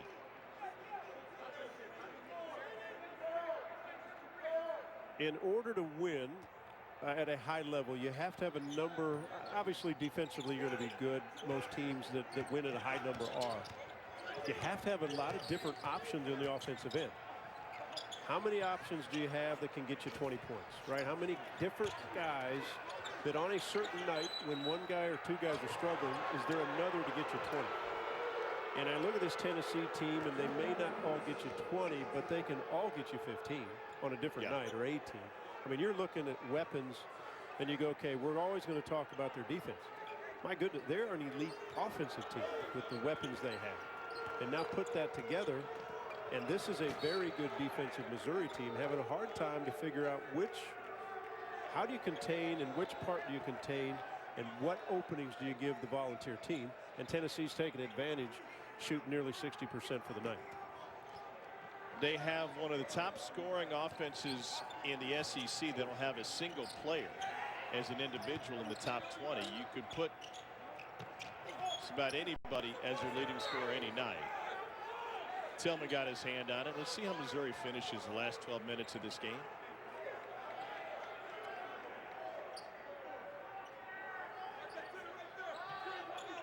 Tennessee team stayed in Knoxville around Christmas time.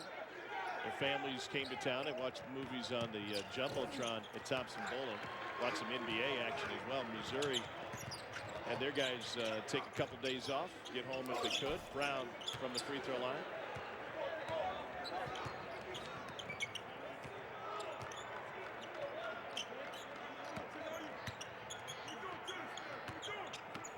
Almost twice as many turnovers as made field goals for Missouri. Here's Springer from the corner, and the freshman buries his first three of the night. He shoots it well deep. He's known to put it on the floor and get to the paint, but he is a terrific outside shooter. And the balls continue to roll, Tom. E.J. Anosicki commits a foul. Only thing that's gone wrong for Big Orange tonight, it's a Big Orange blowout.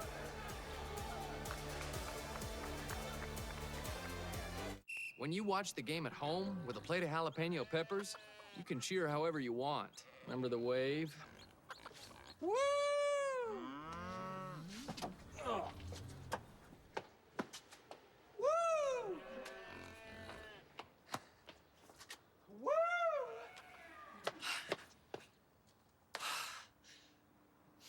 Had to go in there for a minute.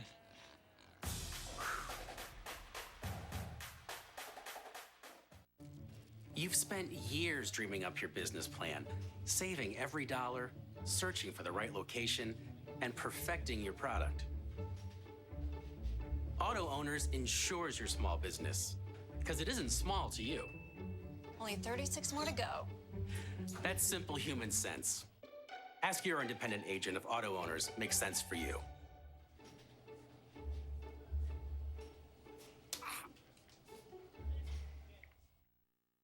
Alabama, Clemson, Ohio State, Notre Dame. The College Football Playoff Semifinals, New Year's Day on ESPN. Well, Victor Bailey may be a Texas native, but his family has roots right there in Columbia, Missouri.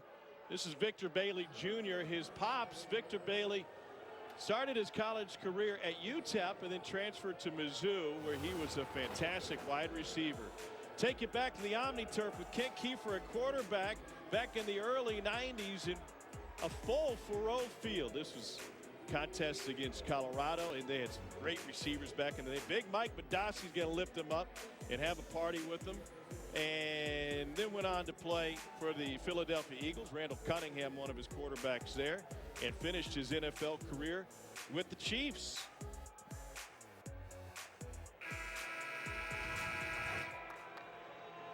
Pretty good run, pretty good family history of athletics. His mom, Tanya, assistant track coach at Texas, was a bronze medal winner in the Olympics in 1996. Perfect 4-4 shooting so far. Yeah, VJ, what they call him. I did a couple games when he was at Oregon. Terrific player at Oregon. Didn't get probably as much minutes as he would like, which is normal for most people, but averaged 18 minutes a game, averaged 7 a game, played 73 games at Oregon, had 8 starts. I had them at Oregon at Houston a couple years ago. He was very athletic, talented.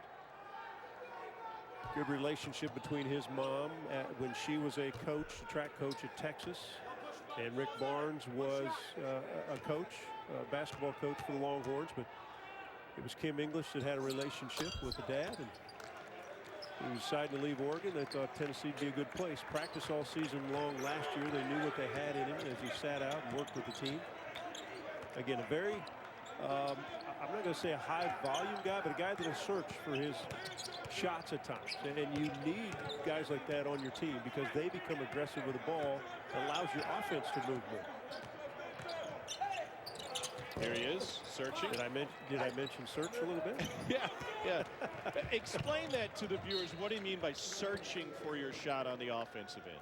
Well, so let's say, okay, so Victor had the ball on the left side of the floor, and he brought it up top, and you're going to run a play, but then instead of running the play, and there's going to be a high pick, he takes it himself off the dribble. Searching would be, can I beat my guy off the dribble and get a bucket? I mean, it's as simple as that.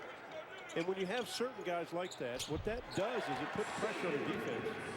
Now, again, you don't have to shoot it every time because teammates are going to get open, and that's what coaches are for, is making sure you recognize and see things. But it does help to have certain individuals that are aggressive with the ball, that are in more of an attacking mode, than simply always running the play point A, point B to point C. Yep.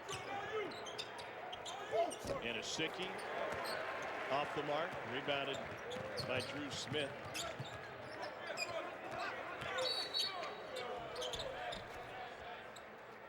Missouri just 37% from the floor in this game. Mentioned the Bradley game, which turned into a rock fight. Bradley shot 37%, and they outshot Missouri by 12 points in that one. The difference is the Tigers were able to get to the free throw line. They went 19 of 26 from the free throw line. The first win by shooting 25% since Princeton in 2000. Missouri not shooting the ball well in this one at just 37%. And you won't make excuses because Tennessee's great. It's been 8 days since Missouri's played a game. I mean, again, we're in an odd time of basketball. And you talk about, Tom, how many games have you played? Who have your opponents been? Now all of a sudden you're starting conference play where really the fun begins.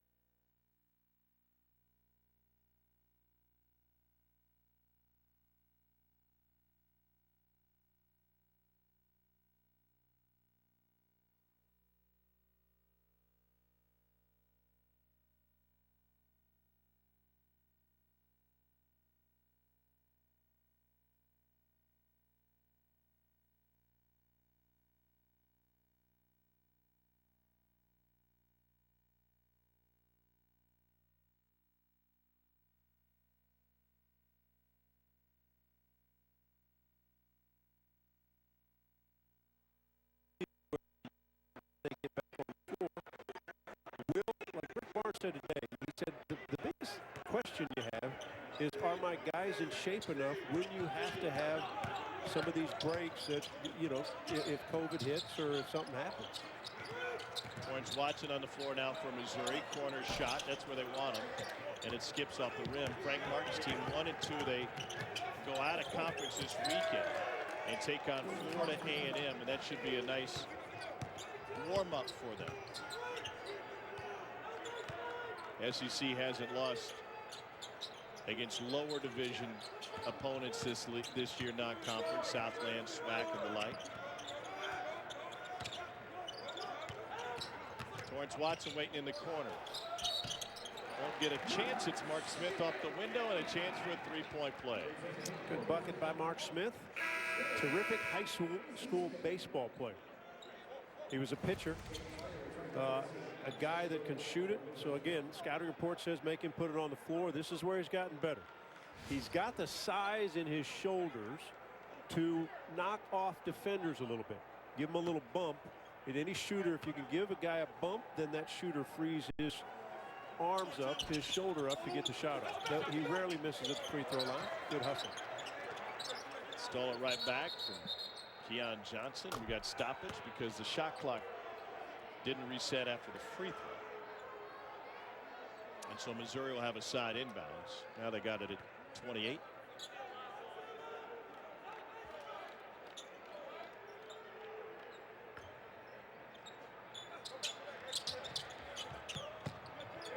Eight and a half to go. This game likely decided. It looks like, based on everything he's been through, this is a good opportunity for Torrance Watson to show what he can do for Cuonzo Martin. He's found playing time hard to come by this season. Tillman in the paint. A little leaner. He's got 8. Yeah, Watson, not very many minutes this season. Streaky shooter. Probably lack of minutes has been, obviously they've got a lot of guards, but because last year he wasn't very consistent at making the outside shot for Cuonzo Martin. Hard to get playing time when you're as deep as this Missouri team is. Just like Rick Barnes, got to do the little things to get your playing time. Missed a block out there, but blocking out and playing defense. Josiah Jordan James, 3-on-3.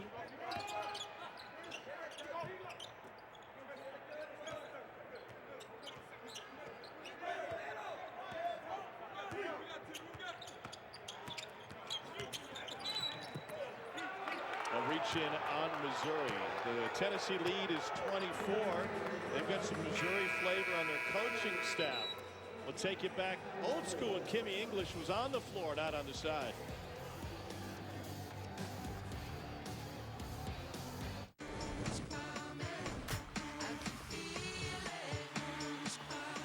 To the hoop she goes. You can't stop it now. Here come the new. Here come the loud. Here comes the season of change. You can't stop it now. Here come the gosh, that's pretty. Here come the now. 1, 2, 3. Season of change. You know them. I don't even like you. Are you serious? You love them. Carver, it's hard out there in them streets. Now catch your favorite families for a family fun night on BET at their new times. We vibing. First, get all new episodes of House of Pain at 9/8 Central. Well, we want to know. Then laugh with the Browns in Assisted Living at 9:30, 8:30 Central. Are there any adults in this room? Yes. Double up with Tyler Perry comedies. House of Pain at 9/8 Central and Assisted Living at 9:30, 8:30 Central. All new Wednesdays on BET. Nurses are there the day we are born. They are there when your family is in crisis, and they are there in the end. In confronting the most catastrophic health crisis in modern history, we must remember our American nurse heroes need our support as much as we need them. To show our gratitude for their courage and ensure they receive the critical education and support services they need, donate to the Coronavirus Response Fund for Nurses today, in honor of your American nurse hero.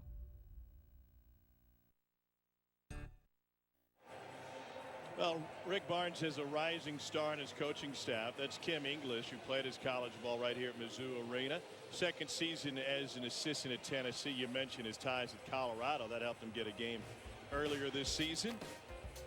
Missouri guard from 08 to 12. Back when Missouri was in the Big 12, and boy, they were loaded. on a couple of those teams and some deep runs. They cut down the nets a few times. A couple times, I should say, in the Big 12 tournament. Part of the winningest class in program history. A couple slots behind Mr. Sunvold in career points, and twice won the Big 12 tournament. High-powered team he was part of. Kim was always a leader on the floor. One of the communicators, outstanding shooter. Was the most outstanding player his senior year, the 2012 Big 12 tournament, the last one that Missouri was in Kansas City before they moved to the SEC. Outstanding coach. I got to see him work today on the floor with the guys. He still plays with the guys. He gets right out in the middle of them. The volunteer players. He's one of the only coaches in the SEC that still looks good in Lululemon. Played in the NBA a couple years and went overseas, and he had always wanted to be in the coaching business. So instead of continuing to play and to chase whatever team can sign you and to move wherever country you're going to move to, he decided to get into coaching and started at Tulsa with Frank Haith, then went to Colorado. Was outstanding there for Tad Boyle, and now with Rick Barnes has turned down a couple offers at some schools to move to. There we go. It's too bad he didn't play another couple more games, huh? He needed a couple more games. 27 points behind you. What you guys have in common is you had great teammates and you were part of real teams. And I say that meaning there's your number 20 up in the Raptors next to Norm Stewart's 22. In fact, one of Kim's teammates, Marcus Denman, still playing overseas. He's now with the Shanghai Sharks, sharing a backcourt with Jimmer Fredette. How hard do you think it is to get up a shot when you're playing in Shanghai with Jimmer? Hey, let's put it this way. With Marcus, who was a fabulous college player and a draft pick by the San Antonio Spurs, if Fredette and Marcus are together, those forwards and center might as well not cross half-court line, right? You just, this is all star. You guys stay back there, defend, just kick it out to us, we're going to shoot. Denman actually outscored Jimmer their last game. I think it was a couple days before Christmas. He had 30. Jimmer, I believe, had 28. You get the Shanghai news. You get the Shanghai news. Is that how you're doing it? When you were calling the Korean games over there for baseball, is that what you were doing? Yeah. After a summer of Korean baseball, I found how to find overseas box scores very efficiently. You know, English Kim was on a team that went to Elite Eight. They had great runs. That team his senior year, they got up to number 2 in the rankings during the season. Powerhouse squad. 5 or 6 guys played professional basketball. Much like when I played at Missouri, you know, 5 or 6 guys that I played with played professional basketball, whether in the NBA or overseas. And those are the teams that win a lot of games when you got a lot of great talent. And both cases talent that stuck around for a while. You guys 4 straight Big 8 championships, 80-84. James and charge. It's Pinson who ends up on the floor. Apologies, I didn't see the call. It was a charge indeed. He may have taken a shot to the face. Ooh. Yeah, elbow right to the beak. Inadvertently. Good take by Pinson, though. You know, this is a team, this Missouri team, Cuonzo a year ago thought it had a chance to compete for an SEC championship. A lot of different injuries. Tillman was out quite a bit the second half of the season. Mark Smith fought a bad back, then he had a bad foot. This is the team, though, that Cuonzo still believes, even after tonight, I'm sure this is just one of those games that happens, that they can compete with anybody because of their depth and because of their ability. One of the weaknesses that is back on the board that was there last year is they just find these times they just don't shoot it well enough. And if you don't, it puts too much pressure on you on the defensive end. And if it gets contagious where you, as a team, shoot poorly, then just too much pressure. Yep. And as you pointed out in the first half, Tennessee's going to do this to some folks this year. Yeah, they really will. Fun team to watch. Anasicki saves it. His sister Nikki was on a national championship team for the Lady Vols in 2008. Off balance and off the back of the rim, and a chance for Springer at the free throw line. You know, what I read earlier this season, Rick Barnes said he plays bully ball, right? He's going to try to stuff you and everybody else in the basket. He loves how Springer plays. He loves his toughness. And I think the key to some of these, the five-star guys, right? You got Springer, you got Keon Johnson come off the bench, is the fact that if I was a parent, I would know that I've got a guy on the sideline, Rick Barnes, who's coached some of the greatest players ever. I mentioned TJ Ford before. He coached Kevin Durant at Texas. Yeah. He's going to make those two guys much better basketball players than if he automatically said when they showed up, hey, it's your position, you start, you get to do what you want to do. Their careers will multiply just by the time they spend in a Vol uniform, whether it's 1 year, 2 or 3 or 4. Rick Barnes will make their game just jump off the chart. Speaking of Kevin Durant's freshman year, only year at Texas, we got another Kevin Durant-like scorer at LSU, Cameron Thomas, who's averaging 24 points a game, and that puts him in the company of guys like Michael Beasley, Kevin Durant, Jason Conley, Trae Young, Kedron Clark. Those are all guys who were in that neighborhood. Thomas had 32 last night for LSU. I loved your interview afterwards, Tom, and you could tell everybody what he said on your question. It was great. He was in a sickie at the free throw line. I asked him after he dropped 32, where is your favorite place on the floor to score?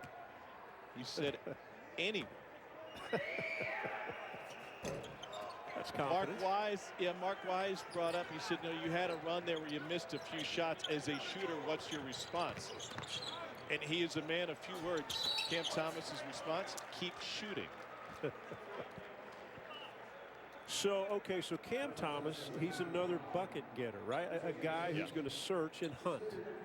So I would say, and I've done one LSU game, where LSU could be really good because they've got all the guys around him. As Cam Thomas hunts, if he notices teammates as he's going hunting, they will explode offensively. Like he'll always get his number. But if he hunts the bucket, but sees guys as they're getting open because they're so talented, that's when the guy who hunts baskets and can go out and get you buckets, then your team just explodes on an offensive end.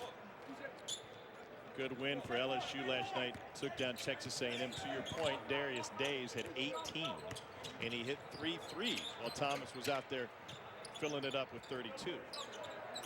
There's another guy that can get you 20, right? They have a ton of talent. Wofford can get you 20. I mean, they can go and go and go. Now, can LSU defend well enough? I think they can score well enough. Can they defend well enough to compete either A, for the championship or one of the top 2 or 3 spots in this league? That'll be the question. I think talent-wise, offensively, they've got it. If you just did a straight comp with them in Tennessee, I think they're similar offensively, although, as you pointed out, LSU has the one go-to guy. But Tennessee, even though they don't have great post presence, they have a rim protector in Pons. Even though he's just 6'6", LSU is missing that one piece. Yeah, Pons, nobody has that piece, I don't think, in the country. So if you're Tennessee, if you're a teammate to Pons, you've got a guy on aisle 5, right, to clean up stuff. Just clean up for me because I've made a mistake on my guy. Go ahead and help me out. And it doesn't matter if it's Schnucks, Gerbs, or Food Lion. He can clean up any aisle.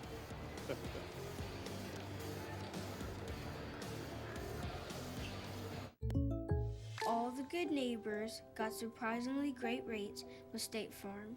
State Farm? Let me see that book. I'm Jake from State Farm. Is this a commercial? Like a good neighbor, State Farm is there. The SEC taught us to pull for our teams with everything we've got.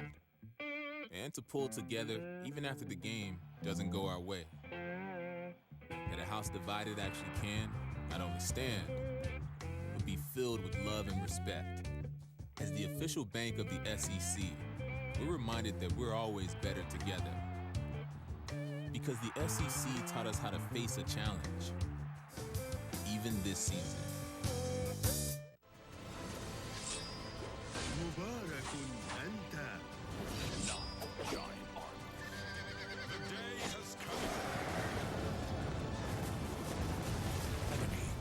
Heroes return. Download now. All right, New Year's Day, we got you covered. Getting ready for a full day of football. SEC Inside from the championship game here in Atlanta at 8 a.m., followed by SEC in 60, SEC Featured, SEC Nation. My buddy Jordan Rogers will be there on site 10 a.m. to get you ready for Alabama and Notre Dame. And then Eli Gold will be behind the mic for Alabama Hometown Radio, 4 o'clock Eastern.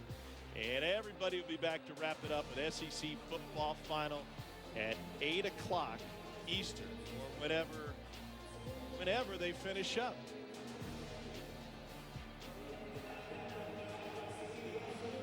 Take a spin around the scoreboard.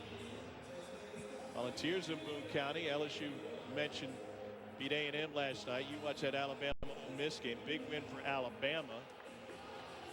Earlier tonight, Arkansas stays undefeated. Their first real test. They go on the road and win at Auburn. Almost scored 100 in that one, Sonny.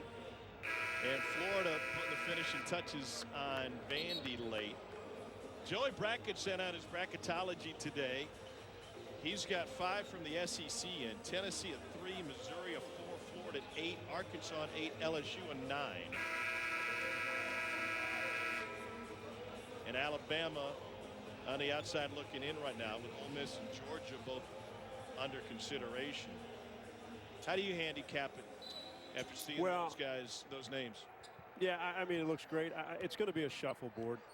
I'm glad those names are up there for the SEC. I think, Arkansas was a surprise only because of all the new faces. Eric Musselman's done a phenomenal job at putting that squad together with all the new faces. Florida without Keontae, who's now helping them coach and do some things. They canceled some of their games after he went down and went to the hospital, and now is okay, sounds like, at least. On the mend, on the sideline for Florida. And we'll get to see what Florida can be without him. They're still talented. They've got a lot of things to do. Again, I think because of the oddity of how the season goes, tonight I was impressed. The game before us, Mississippi State, who we know Ben Howland, who's one of the great coaches. He's got 2 terrific guards. We know Ben Howland likes size, and Adu and Toulouse Smith, 2 guys at 6'10", 6'11". If they played like they did tonight against Georgia, and the guard DJ Stewart and Iverson Molinar score the ball, I think there's going to be a lot of different things we see in the next 2 months than we thought what teams were good. I just think there's going to be a whole new shift in whether it's rankings, whether it's filling out some brackets, and all those kind of things. Big 3 for Watson following the Fulkerson dunk. You mentioned Howland, one of 6 SEC coaches who's gone to the Final Four.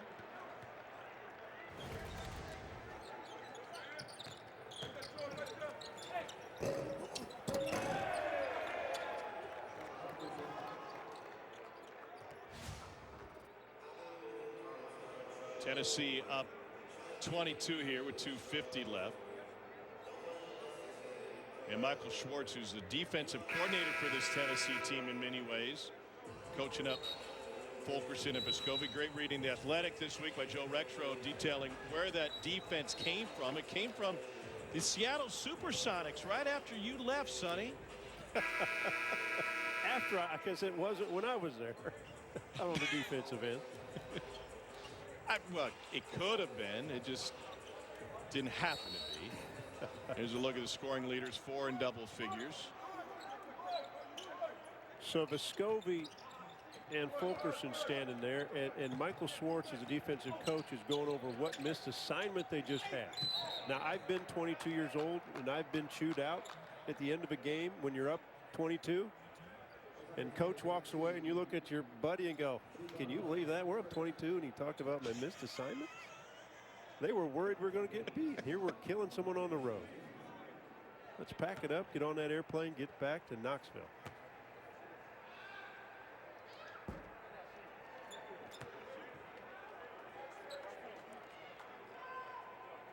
I'm going to give you the name. I didn't have it on hand, so I gotta go find it. Sequential ongoing strategies was part of Rexroad's article. They call it the ball-hawking Doberman defense. And it has ties to the late 80s Seattle Supersonics. Parker Brown with the turnaround. So that would have been Bernie Bickerstaff probably as the head coach. Bernie was a great defensive coach when the old Washington Bullets were in the championship back in the late 70s against the Sonics. Took Does over the for Lenny name Wilkins. All right, this is fantastic trivia, and folks, it'll be obvious that we didn't rehearse this. Does the name Bob Kloppenberg ring a bell?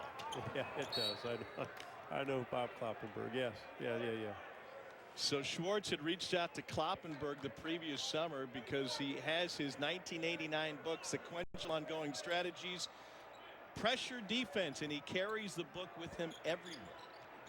And you know how great Klopp felt when he got a phone call from a young assistant coach somewhere. I dusted off your book, and I believe in what you were doing.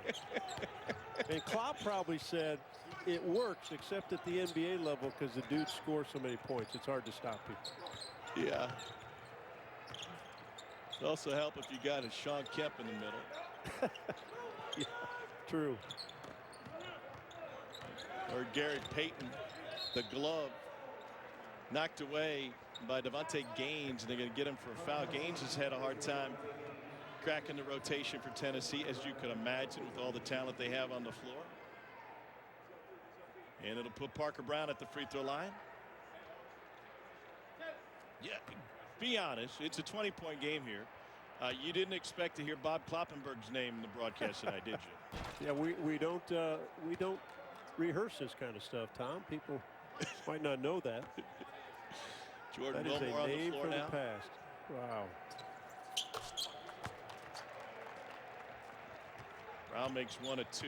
What an impressive league opener for the Tennessee Volunteers, who will go to 7-0 on the season.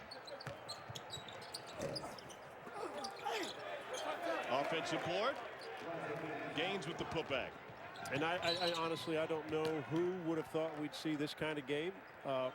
I thought coming in, Tennessee, not by their ranking, but what I had seen. Now, again, they didn't have the resume of wins against quality teams yet, and some of those because they couldn't play them. Didn't get to play Gonzaga, didn't get to play Notre Dame. But what they did to Cincinnati, when I watched that game, I thought, my goodness. But I thought Missouri would be ready. Their big wins, they were terrific against a very good Illinois team. But a night that, the first 5 minutes dictated this entire game, the way Tennessee came out defensively. And then offensively, they have enough weapons to where they are going to be difficult to defend night in, night out. Tennessee opened up a 23-4 lead. And we got a foul on Missouri's Jordan Wilmore. 7'3" freshman Wilmore.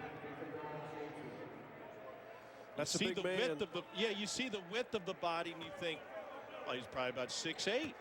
He's standing next to Placic, who's a 7-footer, and he's significantly taller than number 33. So with the addition of Wilmore, Missouri is the tallest on average SEC team at 6'6" on the average. But that is one big man. I got to be honest, I don't think he should be wearing 32. You know, maybe 72. He's playing right tackle. Spent last year in Atlanta at prep school.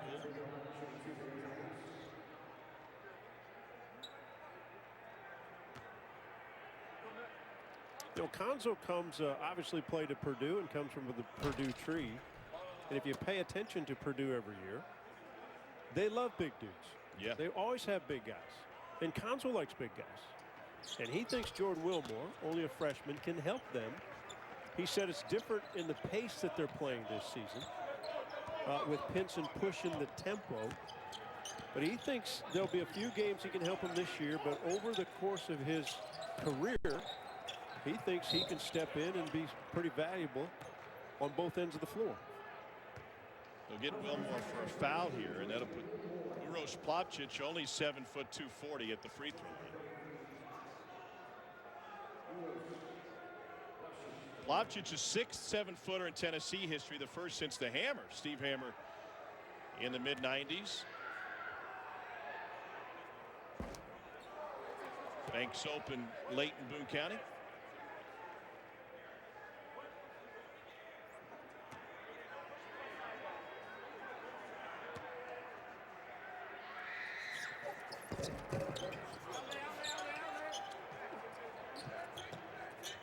Rebound by Wilmore. 7'3", 275. By the way, Eli Drinkwitz Missouri football team is supposed to be playing a game today in the Music City Bowl against Iowa. What a fantastic first year they had.